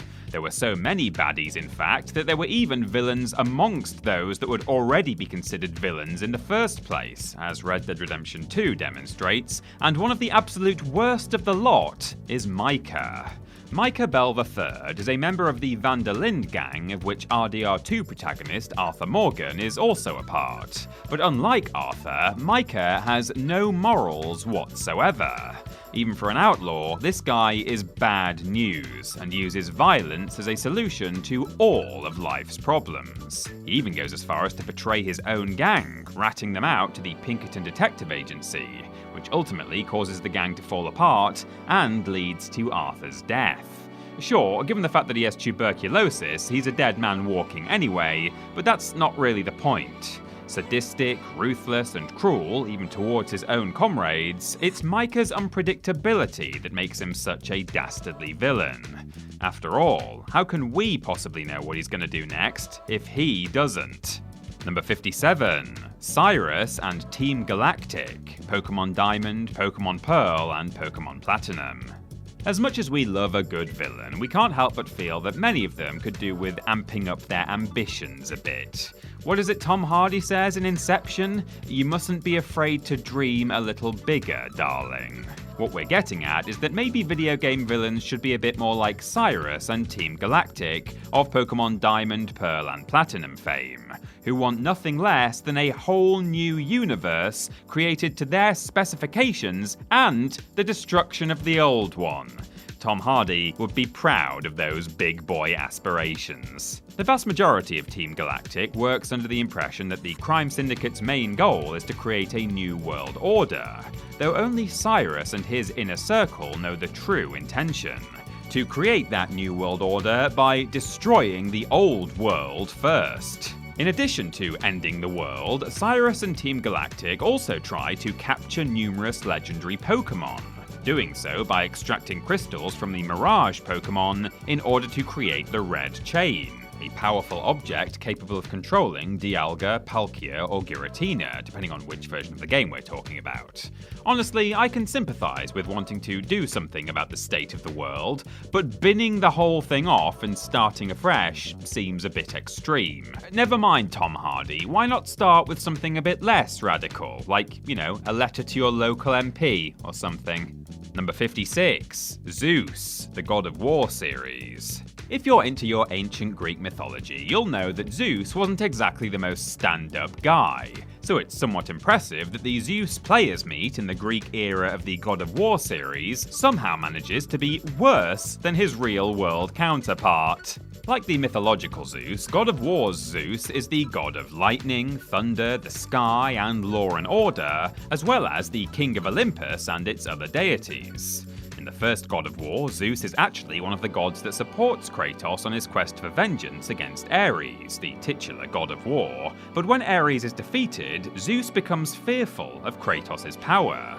Terrified that Kratos will attempt to usurp him, as he did to his own father, Zeus sets out on a mission to kill Kratos before the beardy hunk can turn against him. Despite first appearing to be calm and measured, Zeus's fear makes him ruthless, arrogant, and merciless, and he becomes willing to do anything to ensure that he doesn't lose his power, which is considerable. Along with his position as ruler of the gods, Zeus has strength that rivals Hercules. He can generate lightning and grow to a massive size and crush cities beneath his feet. Oh, and did we mention that Zeus is also immortal, and so can't be killed by disease or mortal weapons? Yeah, he's a pretty badass guy. I mean, I certainly wouldn't want to mess with him, and I'm really tough, Number 55. LeChuck, the Monkey Island series. You know what's worse than pirates? That's right, ghost pirates. And perhaps the most dastardly ghost pirate of all time is the Monkey Island series, LeChuck. This undead scallywag has been causing problems for Guybrush Threepwood and the rest of the good folks from the Monkey Island franchise ever since he first appeared in The Secret of Monkey Island, all the way back in 1990. Initially, LeChuck's goal is simply to marry Elaine Marley, the series' leading lady, though she herself is uninterested in matrimony. Still, LeChuck isn't going to let a little thing like the word no get in his way, and so he sets out in pursuit of Monkey Island's secret in order to impress Elaine, an endeavour which costs him his life. Undeterred, he sets up a base on Monkey Island, terrorizes the Caribbean, and begins planning a way to kidnap Elaine and force her to marry him. Who said romance was dead? Thankfully, our hero Guybrush is able to crash the wedding, and with the clever use of root beer, LeChuck is no more. Until the next game when he's reanimated and begins pursuit of Guybrush, who he now considers his arch-nemesis. The takeaway here for me is that if you really don't like someone, spray them in the face with a carbonated beverage and they'll go away. Well, at least until they're resurrected and swear revenge. Number 54. Toru Adachi, Persona 4. Here's a lesson in life for you from Uncle Peter. If someone comes across as a bumbling idiot, keep an eye on them. They might just be a serial murderer masquerading as a moron. The story of Persona 4 revolves around the player-named protagonist who moves from the city to the countryside for a year. However, upon arrival, they find it's less last of the summer wine and more midsummer murders. And they and their friends wind up investigating a string of mysterious killings, all whilst grappling with the ability to summon physical manifestations of their psyche. But who's responsible for all of these deaths? Why, none other than friendly, incompetent detective Toru Adachi, of course. Indeed, this cabbage-munching cop is behind the murders the entire time. Surely he's got a good reason for it, though. Well, no, actually, he kills simply to bring some excitement to his life, which is, in our opinion, perhaps the worst excuse we've ever heard for someone becoming a serial killer. Behind the jovial, goofy facade is a cold-blooded murderer with absolutely no regard for human life, who will seemingly do anything just to amuse himself. Oh man, now I'm all suspicious of anyone who's pleasant to me. James, what did you make me this cup of tea for? You planning to kill me? Yeah, that's right, I'm onto him. Number 53. Officer Frank Tenpenny, Grand Theft Auto San Andreas. We're sticking with disreputable law enforcement for the moment as we turn our attention to Officer Frank Tenpenny of Grand Theft Auto San Andreas fame. It's really rather fitting that this bad cop is voiced by the legend that is Samuel L. Jackson, because he certainly is a mother flipper. Frank Tenpenny is a senior officer of the Los Santos Police Department and the leader of the Crash Unit, which is intended to reduce gang-related crime within the city. However, Frank and his cronies use it as a means to do as they please. He and his fellow officers kill indiscriminately and terrorize the neighborhood, skimming profits from rival gangs to line their own pockets. As protagonist CJ finds out, you really don't want to mess with Officer Tenpenny because he's not afraid of using the old police brutality on anyone that threatens to uncover his corruption. Unlike many on this list, Officer Tenpenny is a pretty realistic villain and is representative of a serious problem in real life. Though he might not have ambitions of taking over the universe or destroying the world, he's still an excellent, terrifying baddie. And the reason is that there are plenty of people just like him in positions of power all over the planet, preying on the weak in order to maintain their authority. Oh man, wow, that got really real there, didn't it? Let's move on, shall we? Number 52. Gruntilda Winky Bunyan, the Banjo-Kazooie series. Witches tend to get a bit of a bad rap, but in fairness, the likes of Grunty, or Gruntilda Winky Bunyan if you want to get serious about this, from the Banjo-Kazooie series, don't really help their case. Grunty is the arch-enemy of Banjo and Kazooie, the bear and bird protagonists from the video game franchise with which they share their names. The hideous hag made her very first appearance in 1998's Banjo-Kazooie, in which she kidnaps Banjo's sister, Tootie, in order to try and steal the bear's beauty for herself. She winds up getting crushed beneath a giant rock, which would be the end for most folks, but not for Grunty.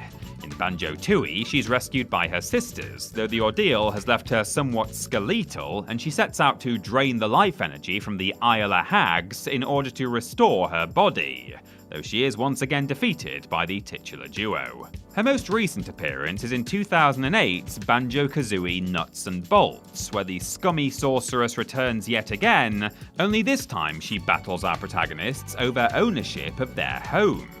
In the grand scheme of things, Grunty perhaps isn't the most imposing villain ever, but she's still a worthy adversary for our eponymous pair of protagonists, and one that's so detestable that we players just love to give her exactly what she deserves every single time. Number 51, The Reapers, the Mass Effect series.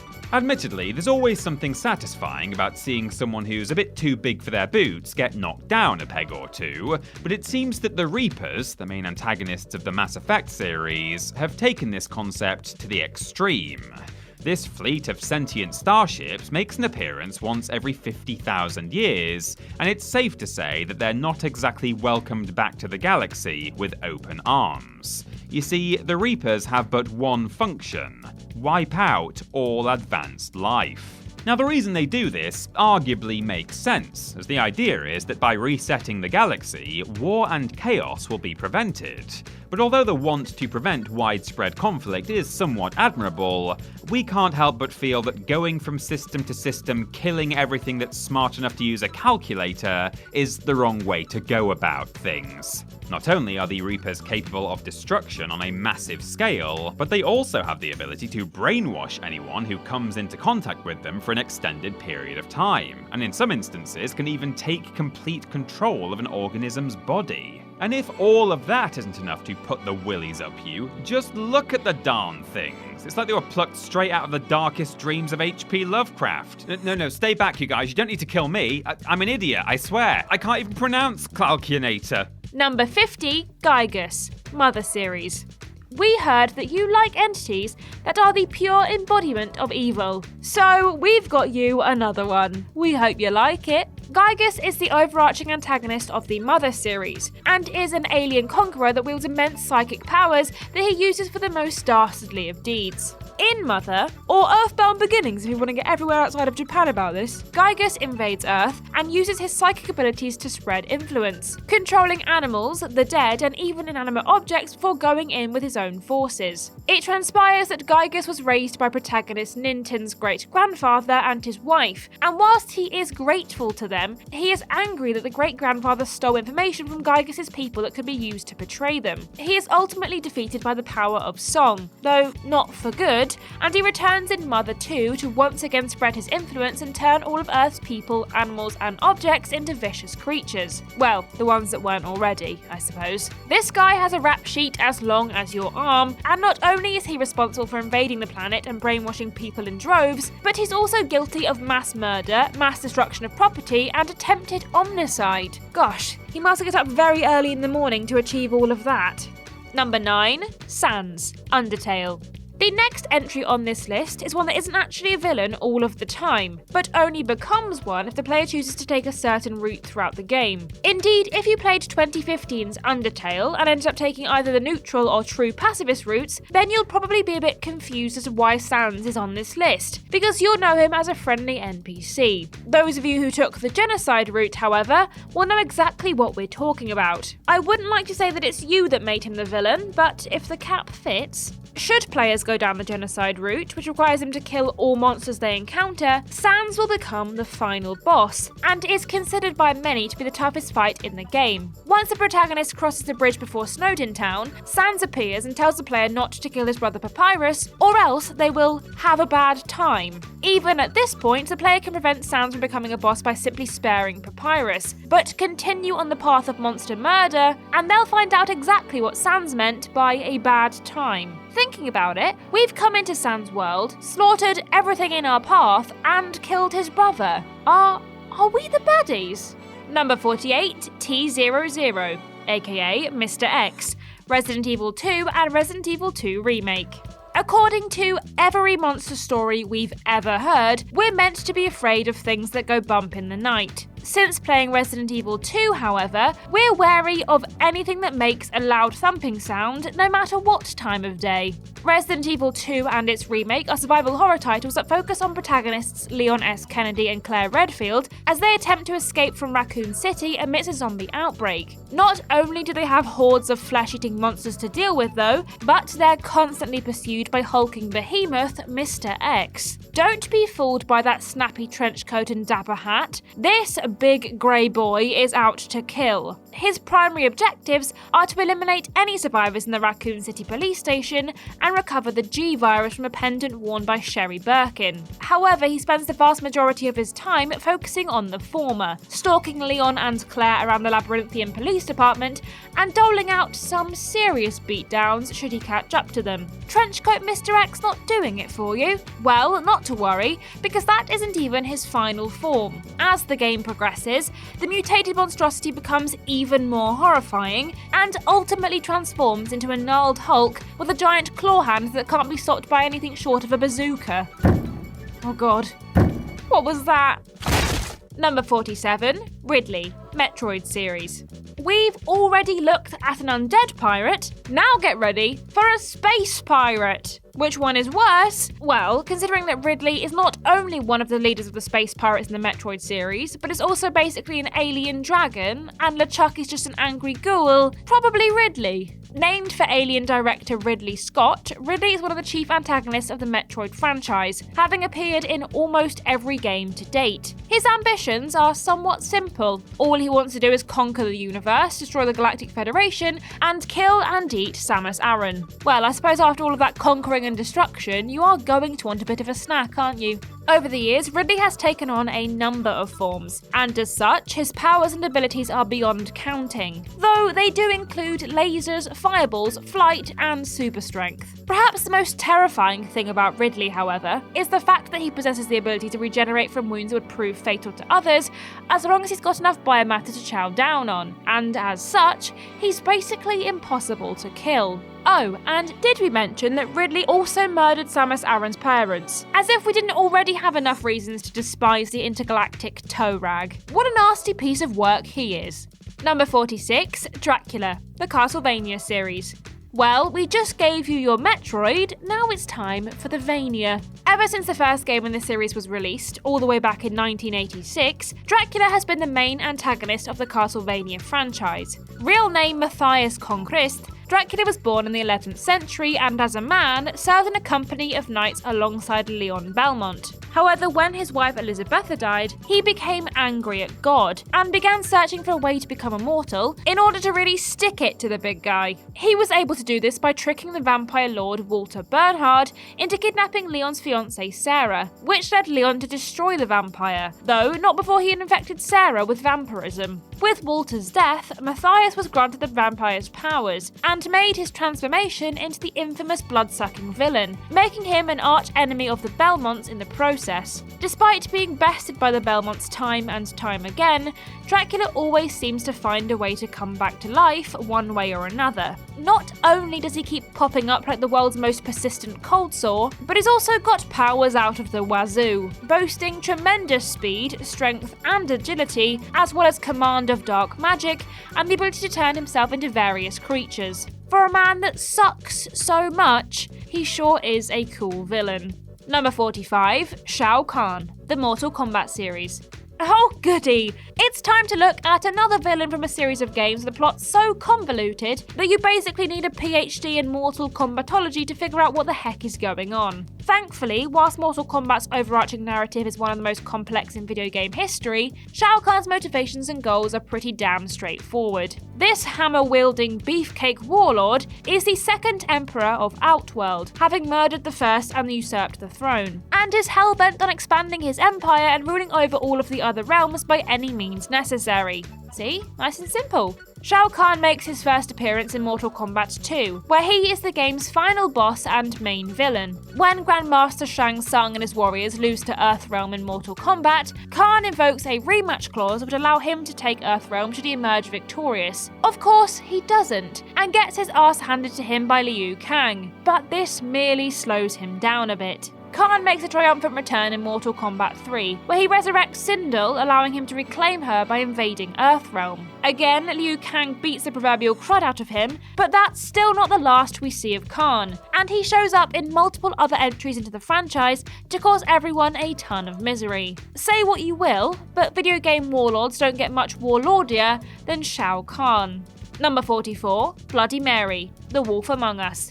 According to legend, if you stand in front of a mirror in complete darkness at the stroke of midnight and say Bloody Mary 3 times, a vengeful spirit will appear and make you a tomato and vodka-based cocktail. At least, I think that's how it goes. Let's just say the Bloody Mary who appears in Telltale's graphic adventure The Wolf Among Us is nowhere near as fun. The game takes place in a world where creatures from fairy tales and folklore actually exist, though they keep a low profile in order to protect themselves. One of the major antagonists in The Wolf Among Us is Bloody Mary, a woman based upon the urban legend of the same name. Saying her name into a mirror summons her to your position, and she's not here for a coffee and a natter about Coronation Street, but is after an encounter of the more deadly variety. Bloody Mary is as violent and sadistic as they come, killing children simply because it helps her to relax. Now, I'm no expert on stress, but I feel like she should probably try a nice hot bath and a cup of chamomile tea before resorting to murdering minors. In addition to her shocking penchant for brutal violence, Mary is also wickedly strong, devilishly fast,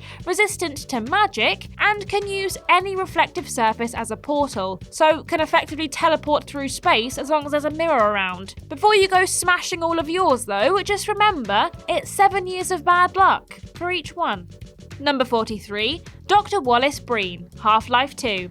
If aliens ever invaded Earth and attempted to enslave all of humanity, I like to think that our world leaders would stand up and fight for our freedom. There would undoubtedly, however, be some like Half-Life 2's Dr. Wallace Breen, who would be happy to sell us all into slavery in exchange for their wretched lives. At the time of the Black Mesa incident in Half-Life, Dr. Wallace Breen is the administrator of the facility, though he's unseen and only ever referred to as the administrator. When the Combine invades, though, he brokers a deal with them that spares the lives of Earth's inhabitants, but at the cost of their freedom, all whilst getting immunity for himself. He's instated as Earth's puppet ruler, although he lacks any genuine power, as it's the Combine who are truly in charge, and can be seen frequently making propaganda broadcasts, which the residents of City 17 really love. In addition to being a complete scumbag who sells out humanity to a hostile alien race, throughout the events of Half-Life 2, he's also a dick to bespectacled hunk Gordon Freeman and his pals in the Resistance, dispatching forces to capture Freeman and break the Resistance movement. I'm telling you, if aliens ever invade Earth, I think I'd rather be vaporized than live in a world where this douche canoe is in charge. Number 42, Joseph Seed, Far Cry 5. Say what you will about the Far Cry series, it's impossible to deny that the franchise has given us some of the finest video game villains of all time. The second Far Cry wrong'un to make our list is Far Cry 5's Joseph Seed, the fanatical leader of the Project at Eden's Gate. As lovely as the name is, the Project at Eden's Gate is actually a militarized doomsday cult that's taken over the fictional Hope County in Montana and is hell-bent, slightly ironic considering their alleged godly affiliation, on saving its citizens whether they wish to be saved or not. Trying to protect people from the end of the world isn't a bad thing in and of itself, but it's Joseph's methods that earn him a spot on this list. Naturally, as a cult leader, he brainwashes people into following him, and is happy to resort to intimidation, violence, and torture if anyone resists. What's worse is that his influence extends beyond Hope County, and he has a number of followers in positions of power that are able to ensure that he can continue his reign of terror. The most galling thing about it all, however, is the fact that he's actually right about the end of the world, and depending on which of the game's endings players get, nuclear war is indeed imminent. Maybe it is worth drinking the Kool-Aid on this occasion. Number 41, Lan Di, Shenmue series. You know, we can overlook a great many crimes when it comes to video game baddies. Murder, genocide, betrayal, well, they're all good with us. We draw the line at feline vehicular homicide though, and as such, the Shenmue series' big bad Lan Di is perhaps the most egregious villain on this entire list. The three Shenmue games follow protagonist Ryu Hazuki as he embarks on a quest for vengeance against the man who killed his father in cold blood. The game opens as cat murderer Lan Di confronts Iwao Hazuki about a mysterious stone artifact known as the Dragon Mirror, demanding that Iwao hand it over or face death. Hand it over Iwao does, but sadly it's not enough to save him, as Lan Di asks if he remembers Zhao Sunming, whom Iwao allegedly killed, before dishing out a fatal blow, then speeding off in his car and running over an innocent cat. With Ewell dead and the Dragon Mirror now in his possession, Lundy sets his sight on the Phoenix Mirror, which, together with the Dragon Mirror, will allow him to locate an ancient treasure of China's Qing dynasty. Whether or not Lundy is justified in killing Ewell is never actually confirmed, but considering that he's willing to murder to get his hands on the Dragon and Phoenix Mirrors, we're going to assume that he's just using Sun Mingzhao's death as an excuse for his brutality. The cat-murdering bastard. Number 40. The Lich King, Warcraft series. There are a surprising number of villains that were once heroes but who were driven to extreme actions by their desire to do good, and one video game baddie that went down such a path is the Warcraft series Lich King. The Lich King, real name Arthas Menethil, was once the Prince of Lordaeron and longed to train as a paladin and become a hero like those who fought the orcs in the Second War. At age 19, he was inducted into the Knights of the Silver Hand and later took up the fight against the Scourge, an army of the undead. Alas, the enemy proved difficult to best, and whilst desperately searching for a way to defeat them, he fell prey to the previous Lich King, Ner'zhul, and took up the cursed runeblade Frostmourne, which wound up stealing his soul. With his humanity gone, he led the Scourge against his own people, killed his father, merged with the previous Lich King, and began attacking both Alliance and Horde cities. The Lich King has appeared in several Warcraft titles and is the titular main antagonist of the World of Warcraft expansion, Wrath of the Lich King, in which he sets in motion plans that have the potential to wipe out all life on Azeroth. A skilled fighter, cryomancer, and necromancer with a proclivity for genocide, this guy is one villain we were just liching to put on this list. Ugh, that was a bad one.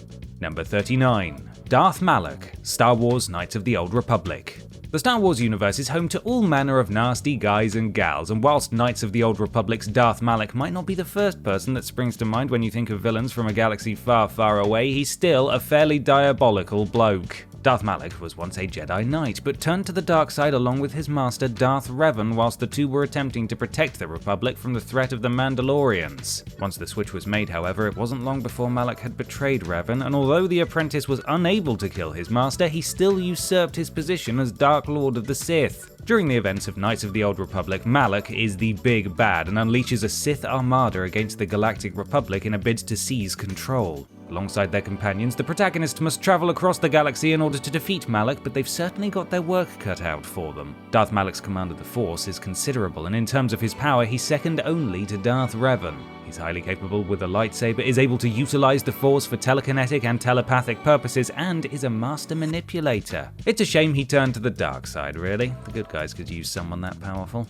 Number 38. Death's Head, the Wolfenstein series. Our third and final Nazi scumbag on today's list is the chief antagonist of 2009's Wolfenstein and 2014's Wolfenstein: The New Order, a man so utterly despicable that it's worth risking death by nuclear missile just to see him blow himself up with a grenade. Dr. Obergruppenführer Wilhelm Strass, better known as Deathhead, first appears in Return to Castle Wolfenstein, where he can be found creating twisted abominations enhanced with mechanical implants to help further the Third Reich's war efforts. Though his plans are dashed by all-American hero B.J. Blazkowicz, he returns in Wolfenstein, where he takes over from the deceased Victor Zeta, a Nazi general killed by Blazkowicz, and continues Zeta's research into Veil technology, which the Reich plans to use to create advanced weaponry. Again, Blazkowicz shows up and thoroughly ruins his day, but that's still not the end of Death's Head, and it's thanks to his efforts that the Germans win World War II. He may not possess any supernatural abilities, but Death's Head is as villainous as they come, taking delight in creating weaponry that will be used to assert the Reich's dominance over the rest of the world. Mass murder, torture, mutilation, destruction, you name it, and this piece of work has done it, so there's little wonder that so many gamers consider him to be such a great villain. Number 37. Wheatley, Portal 2. Just because a villain is trying to do awful stuff to you doesn't mean that you have to take them completely seriously, as is the case with the main antagonist of 2011's Portal 2. Voiced by the hilarious Stephen Merchant, Wheatley starts the game as Chell's pal and attempts to help her escape from the Aperture Science facility. Just as he's about to let her go free, however, he becomes corrupted, accusing Chell of using him, traps GLaDOS in a potato battery, and inadvertently destroys a lift which plunges Chell and GLaDOS into the deepest depths of the Aperture facility. Perhaps what makes Wheatley so dangerous is his stupidity, as that causes our hero far more problems than any of the actual schemes that he dreams up. Indeed, although he redesigns the test chambers in his own image, he neglects the facility's failing systems, putting the whole thing at risk of nuclear meltdown. He's so dumb, in fact, that when GLaDOS tries to stump him with a paradoxical sentence, he fails to grasp what she's doing and simply asserts, True. I'll go true. You'd think then that this idiot would be easy to best, but you'd be wrong, as he actually proves himself a capable opponent, though we've got a sneaking suspicion that's more luck than judgment. Got to hand it to him though, those companion cube turret combos are rather cute. Number 36, Moloch the Glutton, Oddworld series. Buckle up boys, girls and others, because we're about to jet off to a world that's a little bit strange. First introduced in 1997's Oddworld, Abe's Odyssey, Moloch the Glutton is the ruthless CEO of Rupture Farms, a huge meatpacking company where protagonist Abe works. Sadly for Abe and the rest of his Mudokon chums, Moloch is guilty of far worse crimes than refusing pay rises and denying annual leave, as he has big plans for increasing profits, and they're a lot more stomach-turning than forced overtime. You see, the population of animals that supply meat to the plant is dwindling, but rather than investing in agriculture, Moloch decides that the best course of action is to harvest the Mudokons for their meat. Yes, that's right. In order to improve business, Moloch intends to turn workers into Mudokon nuggets. Canonically, Moloch is defeated by Abe at the end of Abe's Odyssey, but although he may be down, he certainly isn't out and returns in 2021's Oddworld Soulstorm, a reimagining of Abe's exodus to get his revenge on Abe and the Mudokons. Now, admittedly, raising livestock for food does cause the planet a great deal of issues, and we should all try to cut down our farmed meat intake where possible, but I'm not sure that Moloch's plan is the answer. Maybe switch to producing tofu dogs instead, maybe? Number 35, Dutch Vanderlind, Red Dead Redemption series. The second Grand Theft Horse wrong'un to make our list today is Dutch Vanderlind, one of the major antagonists of both Red Dead Redemption and its prequel, Red Dead Redemption 2. Dutch is the leader of the Vanderlind Gang, a band of notorious outlaws who terrorize the West, taking what's not theirs and killing anyone who gets in their way. In Red Dead Redemption 2, Dutch makes plans to retire after a train robbery goes wrong and becomes obsessed with the notion of one last heist that will allow him and his fellow outlaws to leave the United States for good, all whilst he becomes increasingly paranoid that there's a rat amongst his ranks. I mean, there is a rat amongst his ranks, so is that paranoia? Jury's still out on that. In Red Dead Redemption 1, Dutch is one of the men that John Marston is ordered to capture in order to secure the safety of his wife and child, and although Dutch may well have had plans to retire, it would seem that they never came to fruition, as a decade after the events of Red Dead Redemption 2, he's still up to his old tricks. From assault and battery to torture and murder, there's absolutely nothing that Dutch Vanderlind won't do to make a quick buck. Well, except for getting a proper job like the rest of us, that is. Number 34, Icon of Sin, Doom series. As we mentioned previously, Hell is not an ideal place to hang out on account of the fact that its inhabitants aren't the sort of people you'd want to make friends with, and the Doom series Icon of Sin is no exception. Players were first acquainted with the Icon of Sin in Doom 2 Hell on Earth, where it's the final boss encounter in the game and takes the form of a gigantic goat skull that unleashes hordes of enemies upon Doom Guy. Fun fact, clipping through the environment reveals that the Icon of Sin's hitbox is a photo of game designer John Romero. Sadly, that's about the only thing that's fun about this horrifying demonic entity. Following his 90s debut, the Icon of Sin didn't properly re-emerge for another 2 decades and finally made his triumphant return as the final boss of Doom Eternal, and in the 26 years since his last major showing, he's had something of a glow up actually. Or should that be glow down? Whichever implies that he's gotten much bigger and much scarier, that one. As boss fights go, this one's an absolute doozy, as the Icon of Sin is armor plated, gets faster the more of his armor is destroyed, and is able to shoot fireballs from his head, spray fire from his eyes, and electrify parts of the arena. Icon of Sin? More like Icon of Get in the Bin. Got him. Number 33, Pyramid Head, Silent Hill series.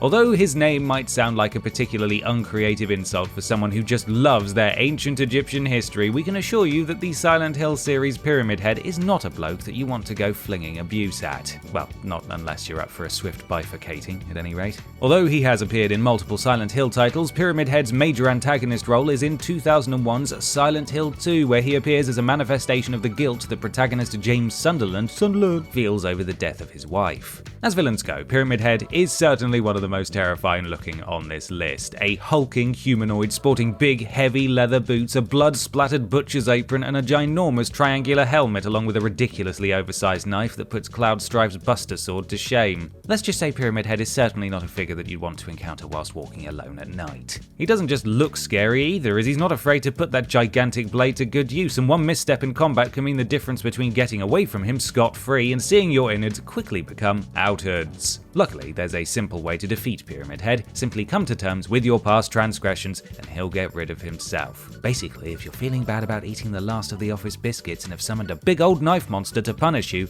get over it and he'll go right away. Oh, and go and buy some more hobnobs, you monster.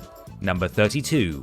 Gaunter O'Dim, The Witcher 3 Wild Hunt. Considering what a fantastic game it is, The Witcher 3 Wild Hunt is somewhat lacking in the iconic villain department. Don't get us wrong, the myriad monsties and beasties that Geralt puts to the sword are great and the Wild Hunt are pretty cool, but they're all just lacking a certain je ne sais quoi. Luckily, when the Hearts of Stone DLC came along, the issue of a lack of outstanding baddies was quickly rectified thanks to one Gaunter O'Dim. Even if you've only played the base game, it's likely you'll recognize Gaunter, as he appears in the White Orchard Inn and provides Geralt with more information regarding the whereabouts of Yennefer of Vengerbus. He plays a major role in the Hearts of Stone DLC, however, where he effectively blackmails Geralt into working for him by promising to help him escape from royal guards if Geralt is willing to assist him in recovering a debt from Olgierd von Everec. After some shenanigans that involve granting wishes, possession, and a fun night at a wedding, it transpires that Gaunter O'Dim isn't in fact a helpful fellow at all, but is the embodiment of pure evil and enjoys tricking people into trading away their souls in exchange for wishes, and the debt that Olgierd owes is his soul. See? This is why you don't go talking to friendly-sounding strangers in the pub. Just have a quiet one, alright?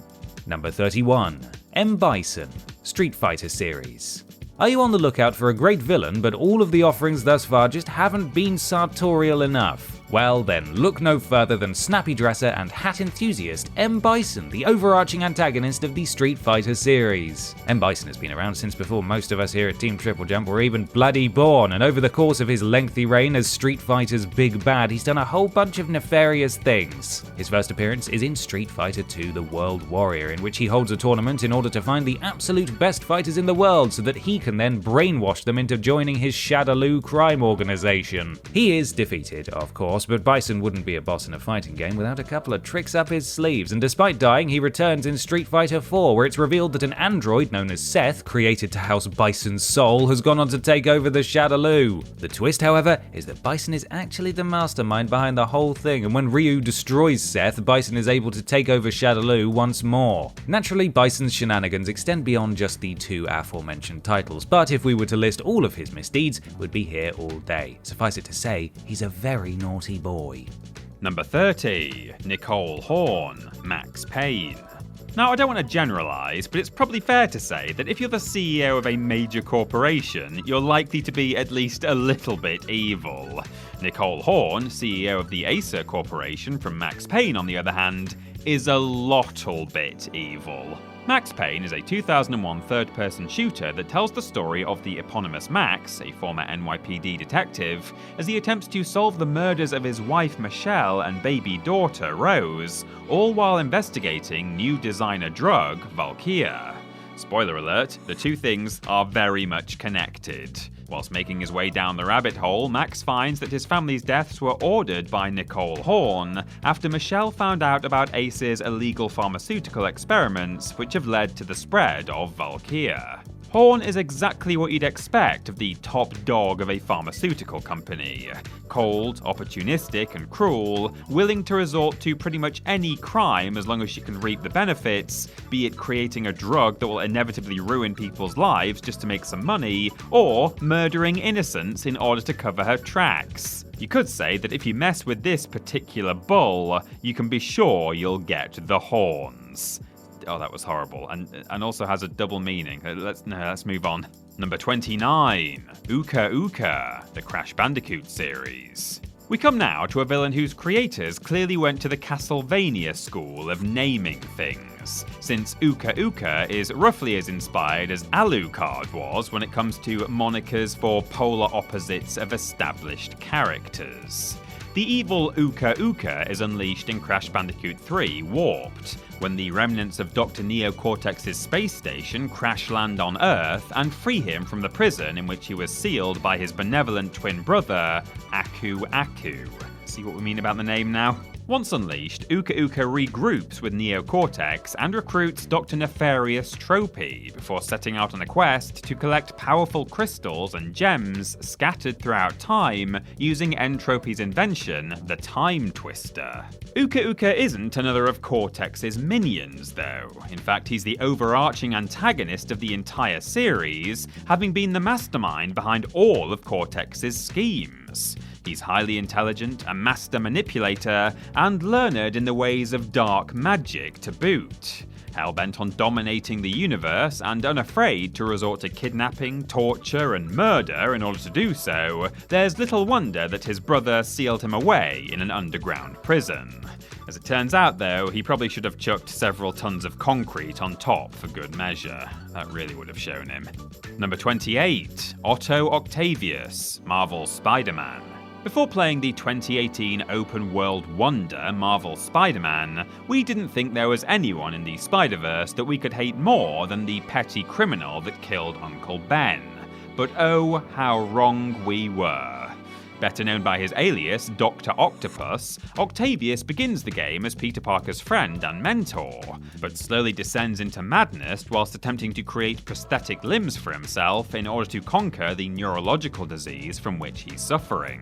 Overcome with anger at Norman Osborn and no longer in control of his emotions thanks to a defect in the neural implant that connects his new limbs to his central nervous system, Octavius makes his heel turn, causing a mass prison break, grouping up with a number of Spider-Man's enemies, and unleashing the deadly virus Devil's Breath in Times Square, infecting hundreds of people, including the beloved Aunt May. This ultimately leaves our hero with an impossible choice when he must decide whether to save the woman who has raised him or allow her to die so that the one dose of cure he's acquired can be reproduced.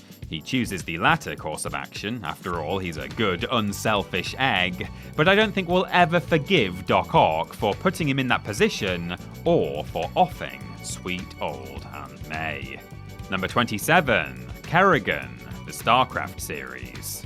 We're sticking with the subject of heel turns for the moment as we look at Sarah Kerrigan, a baddie who's gone back and forth from the side of the good guys so many times that it's given us whiplash.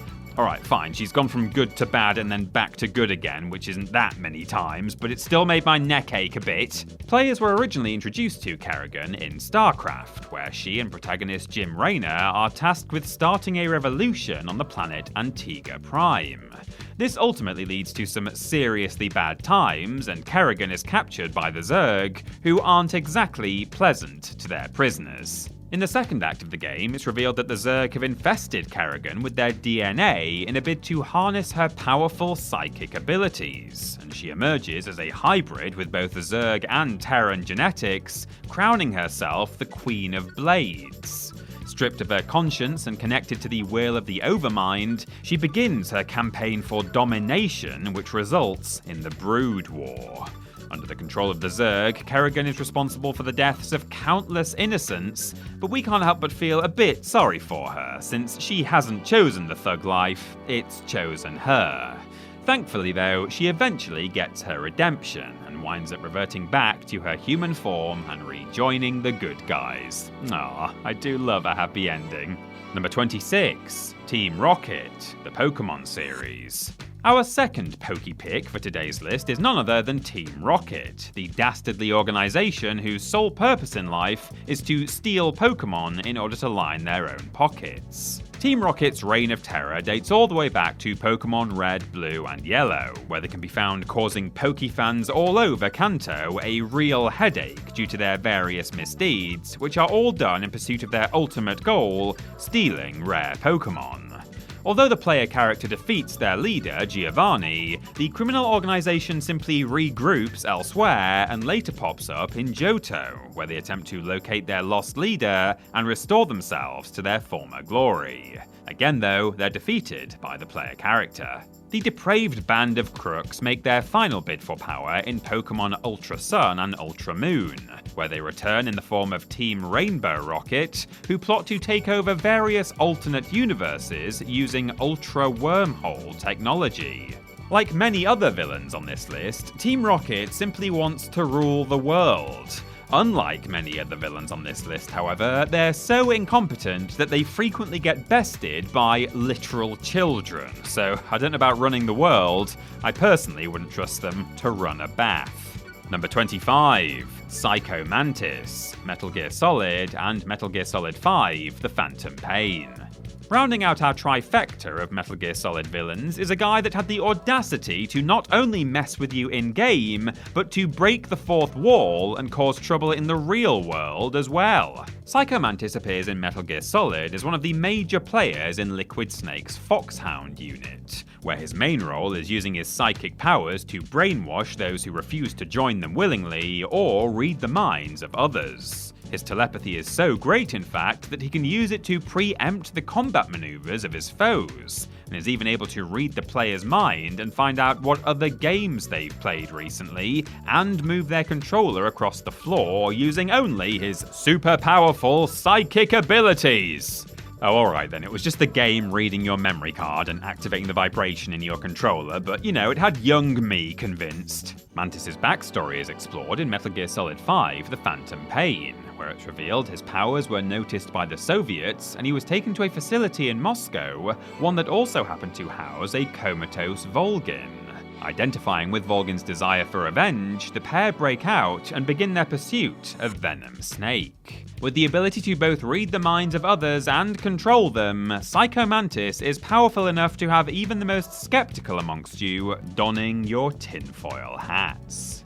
Number 24, Nightmare, the Soul Calibur series. If we were ranking these villains using some sort of point system, we'd definitely be deducting a few from the Soul Calibur series Nightmare for choosing a name that's so on the nose. Dodgy nomenclature aside though, he's a pretty fearsome big bad. In the Soul Calibur canon, Nightmare is the host, wielder, and physical manifestation of the evil sword Soul Edge, having taken on the alter ego after the malevolent blade consumed him. Before becoming Nightmare, the host was a young warrior called Siegfried, who was transformed after engaging in a battle with Inferno, who had possessed the pirate Cervantes, and although Siegfried emerged victorious, he himself was possessed because he'd touched Soul Edge. Yeah, it's all quite complex. Thankfully, Siegfried is ultimately able to free himself, but that doesn't mean that Nightmare is gone, as Zazalamel is able to form a new body for the evil entity in Soul Calibur 3. In truth, Nightmare's backstory is pretty gosh darn convoluted, as is often the case for characters in fighting games, but all you really need to know about him is that he's a misanthropic nihilist whose favourite hobbies are murder and stealing souls. It definitely sounds like he needs to find a better way to spend his time. Perhaps he should take up knitting or learn a new language. Number 23, Pagan Min, Far Cry 4.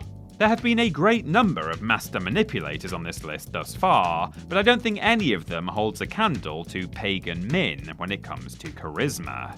This handsome, charming, sartorially elegant fellow is the chief baddie of 2014's Far Cry 4, and is the tyrannical leader of the fictional Himalayan country of Kyrat. Min introduces himself at the beginning of the game with particularly violent flair, his forces attacking the bus on which protagonist AJ Gale is travelling, before kidnapping our hero and his tour guide. Strangely, if AJ does as he's told during dinner, i.e. waits for Min to finish a phone call, he'll be escorted to his sister's shrine to place his mother's ashes, and the game will end without incident. If he does as the game truly intends, however, and escapes Min's custody, players will find out exactly how brutal of a villain the pink-suited menace truly is. Like all men with power, Pagan Min seeks desperately to maintain his position, and does so through violence, corruption, torture, and murder. Despite all of that though, there's something about him we just can't help but like, and the fact that he's able to manipulate even the player proves what a wonderful villain Min really is. Number 22, Gary Smith, Bully. Despite what multiple concerned parents believed, Rockstar's 2006 action-adventure title Bully did not put players into the shoes of a schoolyard monster, but instead had them facing off against one. Can't get outraged about that, now can you, Mum? Indeed, the eponymous bully in Bully is one Gary Smith, an utterly detestable little oik that probably reminds many players of someone they actually went to school with. The game focuses on protagonist Jimmy Hopkins after he's enrolled at Bulworth Academy and attempts to become popular amongst the school's various cliques and put an end to the institution's bullying problem once and for all. At the beginning of Bully, Jimmy is befriended by Gary. However, Gary becomes increasingly paranoid and begins to believe that Jimmy is plotting against him. So he turns on his new pal and leads him into a trap that sees him forced to fight Russell, the leader of the bullies' clique. He goes on to try and turn the rest of the cliques against Jimmy, but when his plans are foiled, he becomes even more unhinged, releasing rats in the library, setting fire to the gym, stealing the preppies' trophies, and even having the Greasers leader locked in an asylum, framing Jimmy for all of it. Alas, it would seem that this is one bully that probably won't go away if you just ignore him. Number 21. Abby Anderson, The Last of Us Part 2. Of all the villains we've covered thus far on this list, Abby Anderson is perhaps the one that we can sympathise with the most. That doesn't mean her actions are justified, of course, but we do have to feel for her a bit. Abby is the main antagonist of 2020's The Last of Us Part 2, and is introduced when Joel and his brother Tommy rescue her from a horde of infected whilst out on patrol. Once back at her base, however, it transpires that her group are former Fireflies, and that Abby's father was the surgeon that Joel murdered to save Ellie at the end of the previous game. As soon as Ellie realises that Joel and Tommy haven't returned from the patrol, she sets out to find them, but arrives on the scene just as Abby is getting her revenge with the assistance of a golf club, and is helpless as her new arch-nemesis beats Joel to death. Now, don't get us wrong, what Abby does to Joel is quite horrific, but we can't say that she's completely unjustified in her actions. After all, Joel killed Abby's father in cold blood just because he got in the way, and so it's completely reasonable that she would want vengeance. Still, her actions cause Ellie to seek revenge on her, and the whole cycle of violence just continues. And you know what they say, an eye for an eye makes the whole world blind. Number 20, Forful, Mario and Luigi series.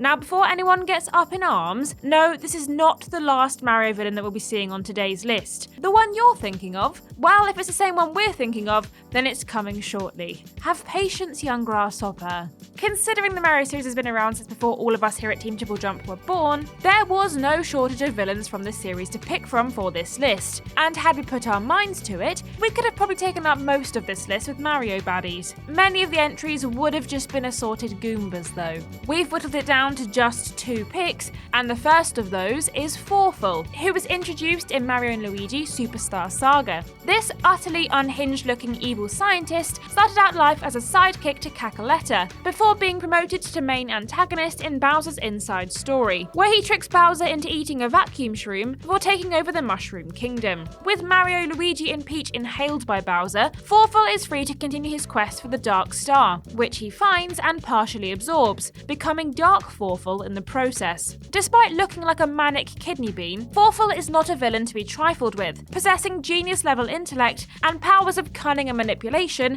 that would make your average politician blush. In short, he's a pretty Forful person. Get it? Because it's like awful.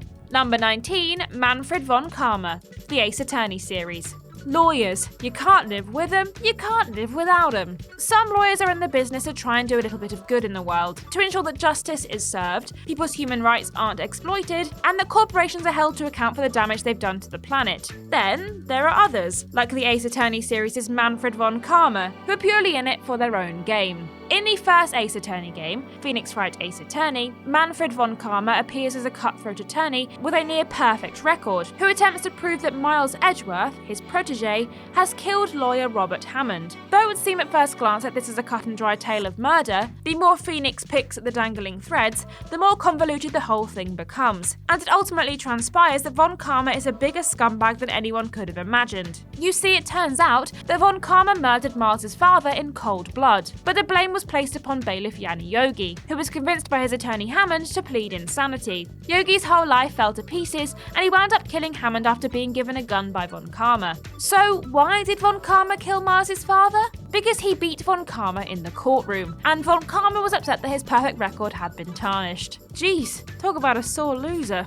Number 18, Purple Tentacle, Day of the Tentacle. We are very pleased to inform you that Purple Tentacle is not, in fact, something you'd find in James Jenkins' search history, but is rather the eponymous villain of the 1993 point-and-click adventure title, Day of the Tentacle. Or Manic Mansion 2 Day of the Tentacle if you want to get alternate title about this. Purple Tentacle is one of the sillier villains on this list, but that doesn't mean he's not to be taken seriously. The big bad of the game, Purple Tentacle was created by mad scientist Dr. Fred Edison, and gained his hyperintelligence and thirst for global domination after drinking toxic sludge found in a river behind Edison's lab. I tried that once, and all I got was gastrointestinal issues. In a bid to stop Purple Tentacle, the good if slightly bonkers Doctor uses a time machine to send protagonists Bernard, Laverne and Hoagie to the day before the sludge incident, but the three wind up scattered through time instead. Laverne is sent 200 years into the future, where she finds that, if left unchecked, Purple Tentacle would enslave all of humanity and rule the world from the comfort of Edison Mansion. Not ideal. Although ultimately defeated, it takes nothing short of time manipulation to put a stop to Purple Tentacle's nefarious plans, and how it differs from the stuff we found behind the TripleJump bins. James, no. Put the sludge down. James. Number 17, Gol and Maya Acheron, Jak and Daxter the Precursor Legacy. What's this? 2 villains for the price of 1?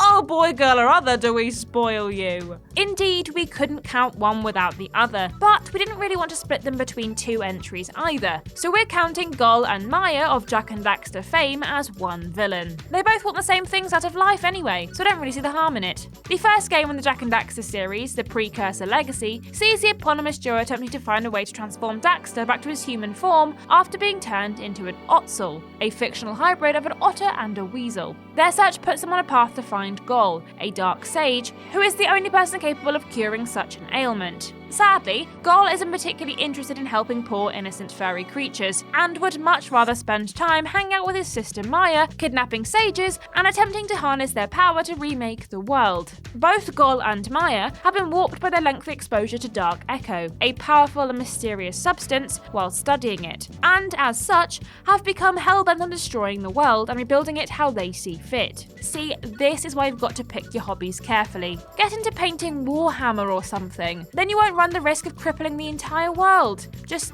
your bank account. Number 16, The Dark Presence, Alan Wake.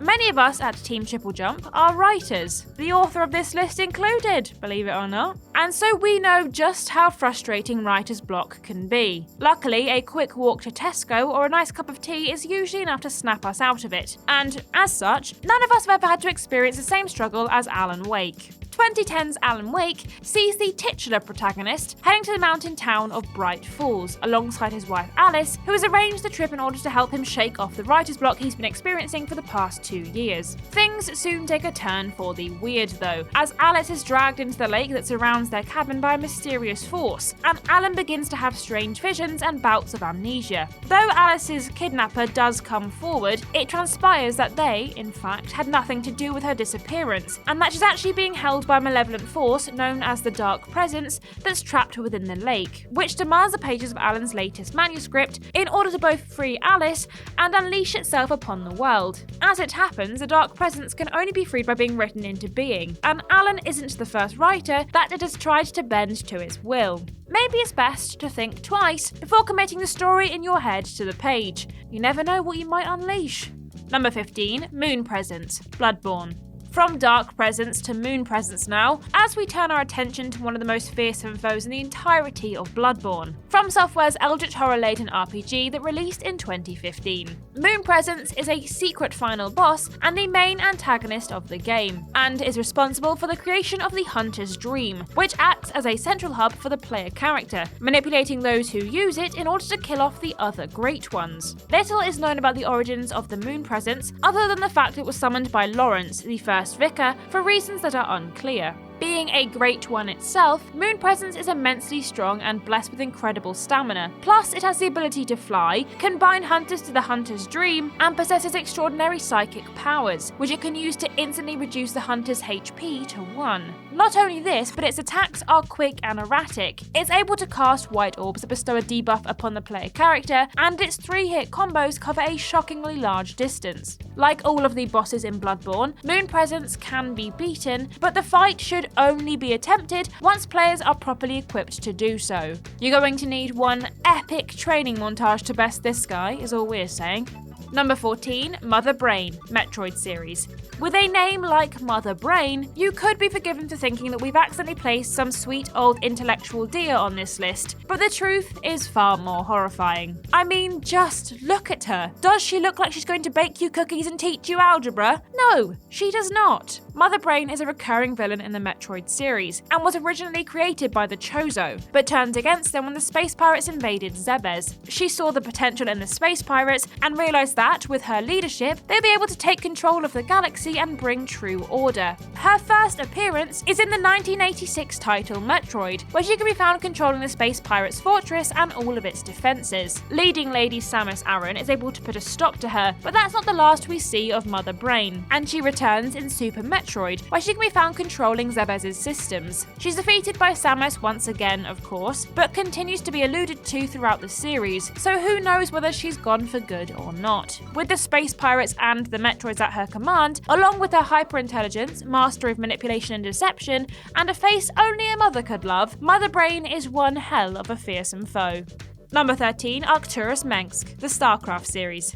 Now, hang on a minute, Ashton, I hear you cry. It was only a few minutes ago that you were talking about StarCraft. Now you're on about it again? What gives? Well, dear viewer, it's obvious that we really love StarCraft. And it's definitely not the case that our writer's method of randomising entries didn't randomise things all that well. No worries, we'll be sacking her in the morning. Arcturus Mengsk is one of the major villains in the StarCraft series, though he starts out on the side of the good guys, leading rebel faction, the Sons of Coral, against the oppressive Confederacy of Man. In order to win this fight, however, he does some pretty despicable things, resorting to genocide and treason to attain his goals, and abandoning Sarah Kerrigan onto Sonis, which leads to her being taken by the Zerg and transformed into the Queen of Blades. Upon overthrowing the Confederacy, he establishes the Terran Dominion, declares himself Emperor, and rules over the Terrans with kindness, justice, and compassion. Just kidding, he's just as bad as those he deposed. Once brave and righteous, but turned bitter and hostile after suffering under the Confederacy, Mengsk will do anything to keep hold of his power. Well, anything but actually being a half-decent leader, it would seem. Can't blame Kerrigan for turning him into a human hand grenade.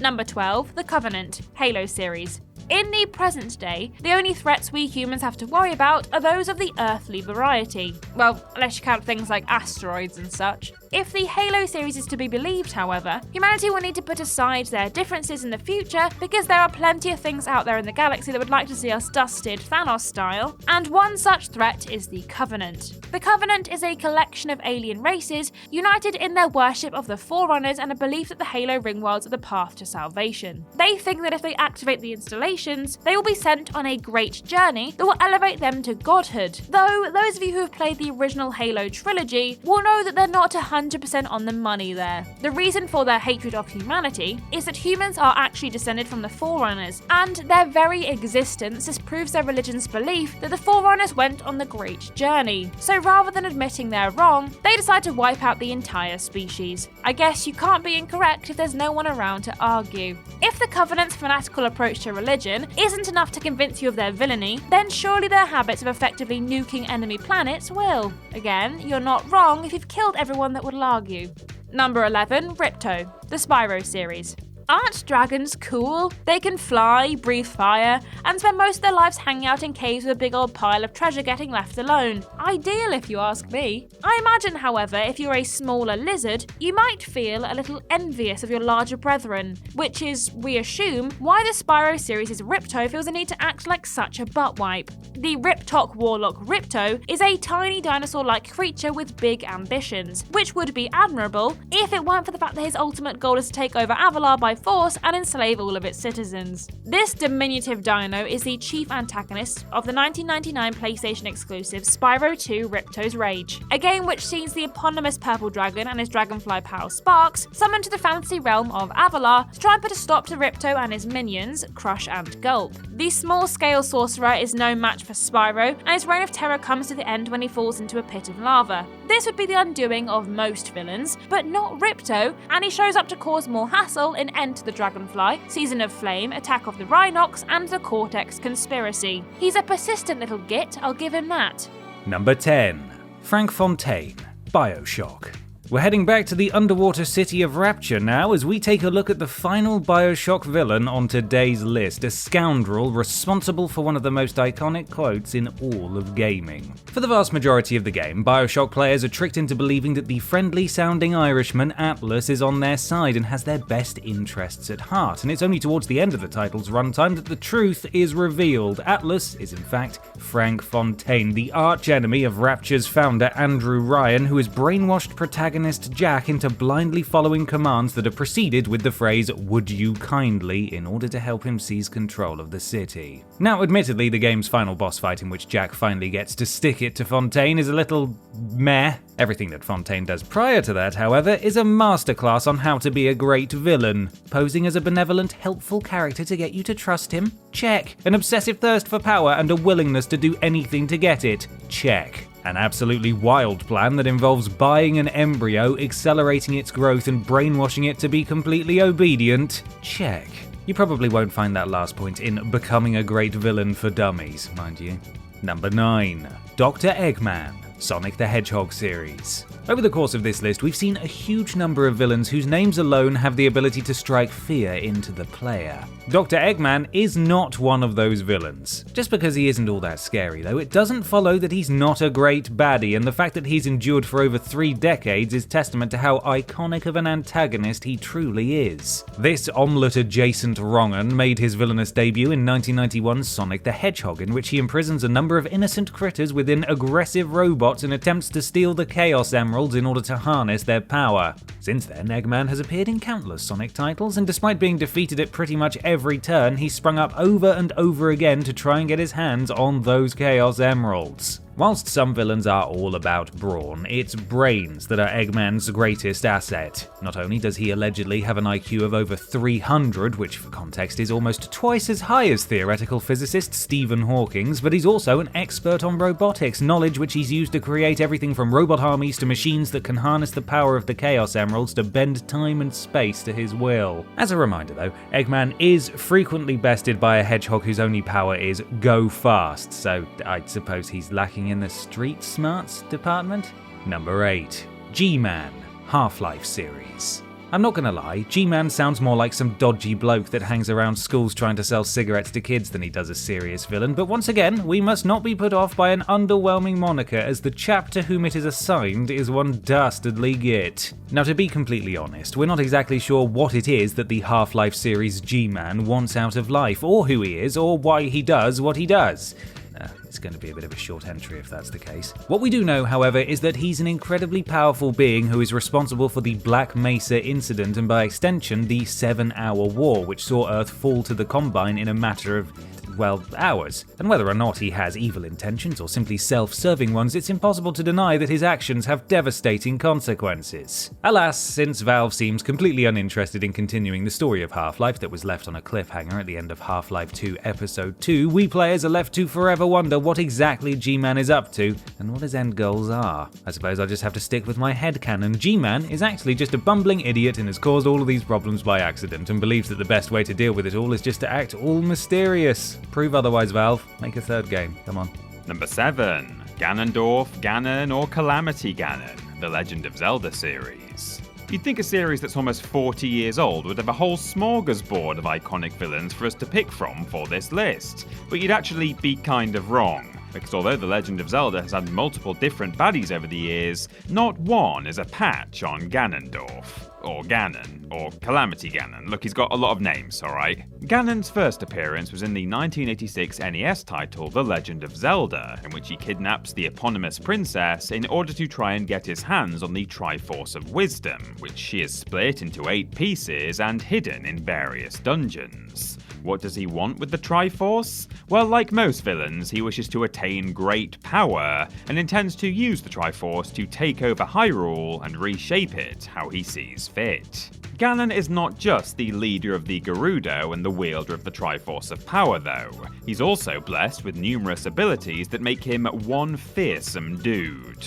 Superhuman strength, speed, agility and endurance, telekinesis, telepathy, shape-shifting, an affinity with dark magic, and many more powers besides make besting Ganon no mean feat. In the nearly 40 years since he was originally defeated by everyone's favourite Peter Pan lookalike, Link, Ganon has appeared in numerous The Legend of Zelda games, and though his plans may change, his status as an iconic video game villain certainly does not.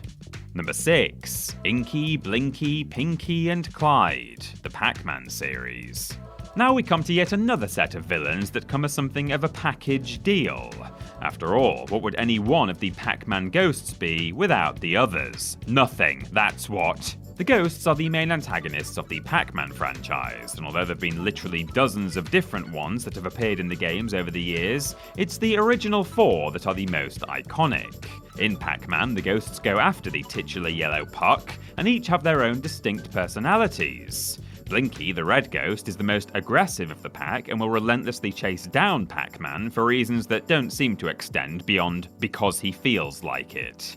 Blue Ghost Inky is Blinky's best pal, and the two work together to cause our hero as much grief as possible. Pinky, the pink one obviously, is the group's tactician and uses her strategic mind to lure Pac-Man into making the wrong move.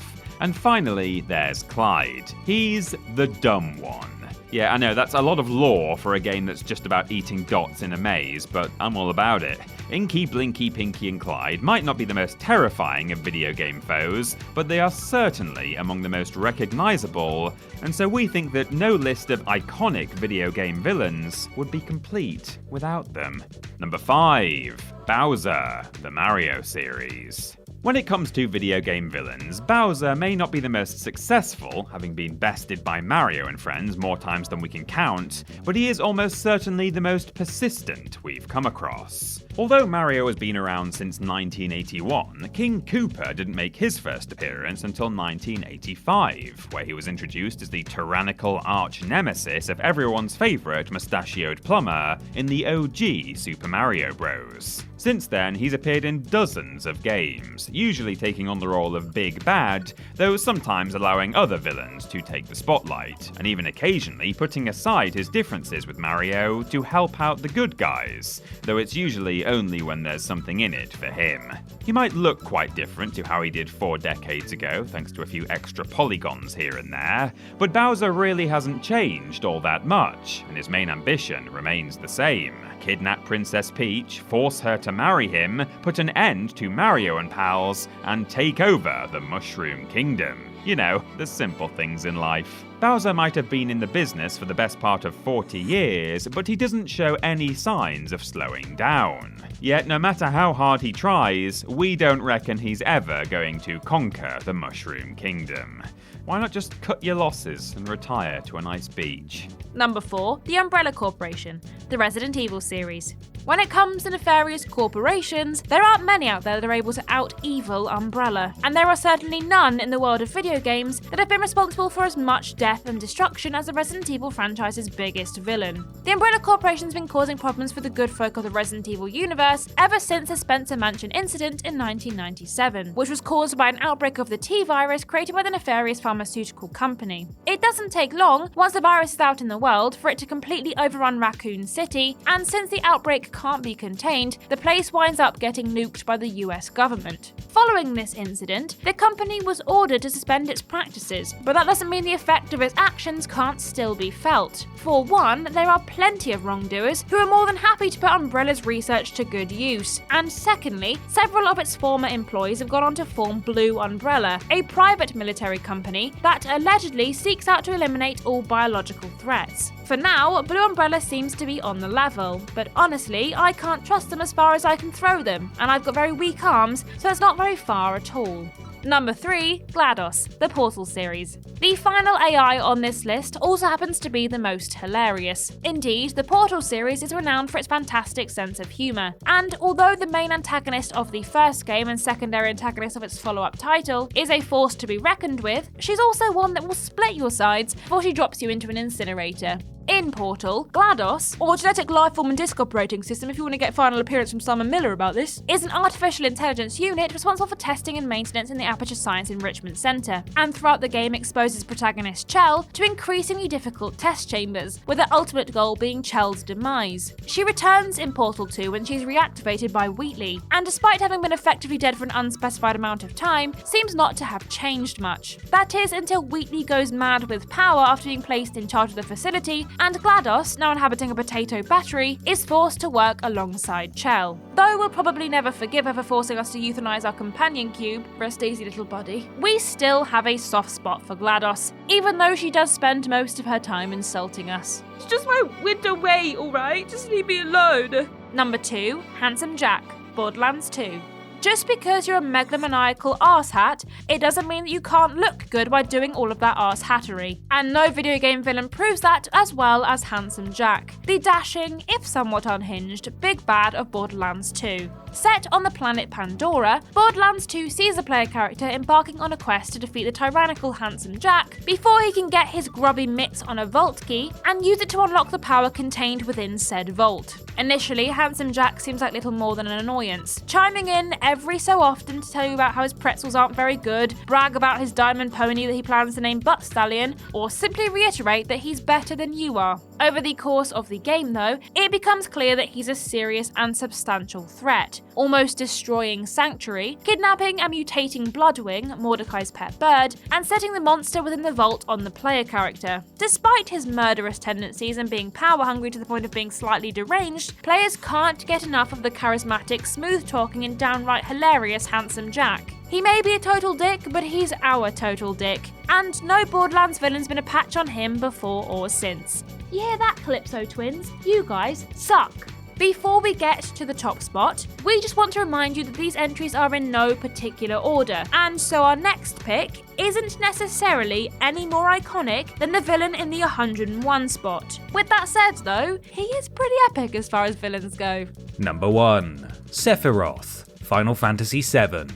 Indeed, the final villain on today's list is none other than Masamune-wielding edgelord Sephiroth, one of the two major antagonists from 1997's Final Fantasy VII. Once upon a time, Sephiroth was the most powerful member of Soldiers, Shinra's military division, but whilst on a mission in the village of Nibelheim, he discovered that he wasn't, in fact, completely human, and was the result of an experiment in which a human fetus was combined with tissue from alien life form Genova. Now, admittedly, most people would be pretty shocked by this revelation, but we can't help but feel that Sephiroth's response was somewhat extreme.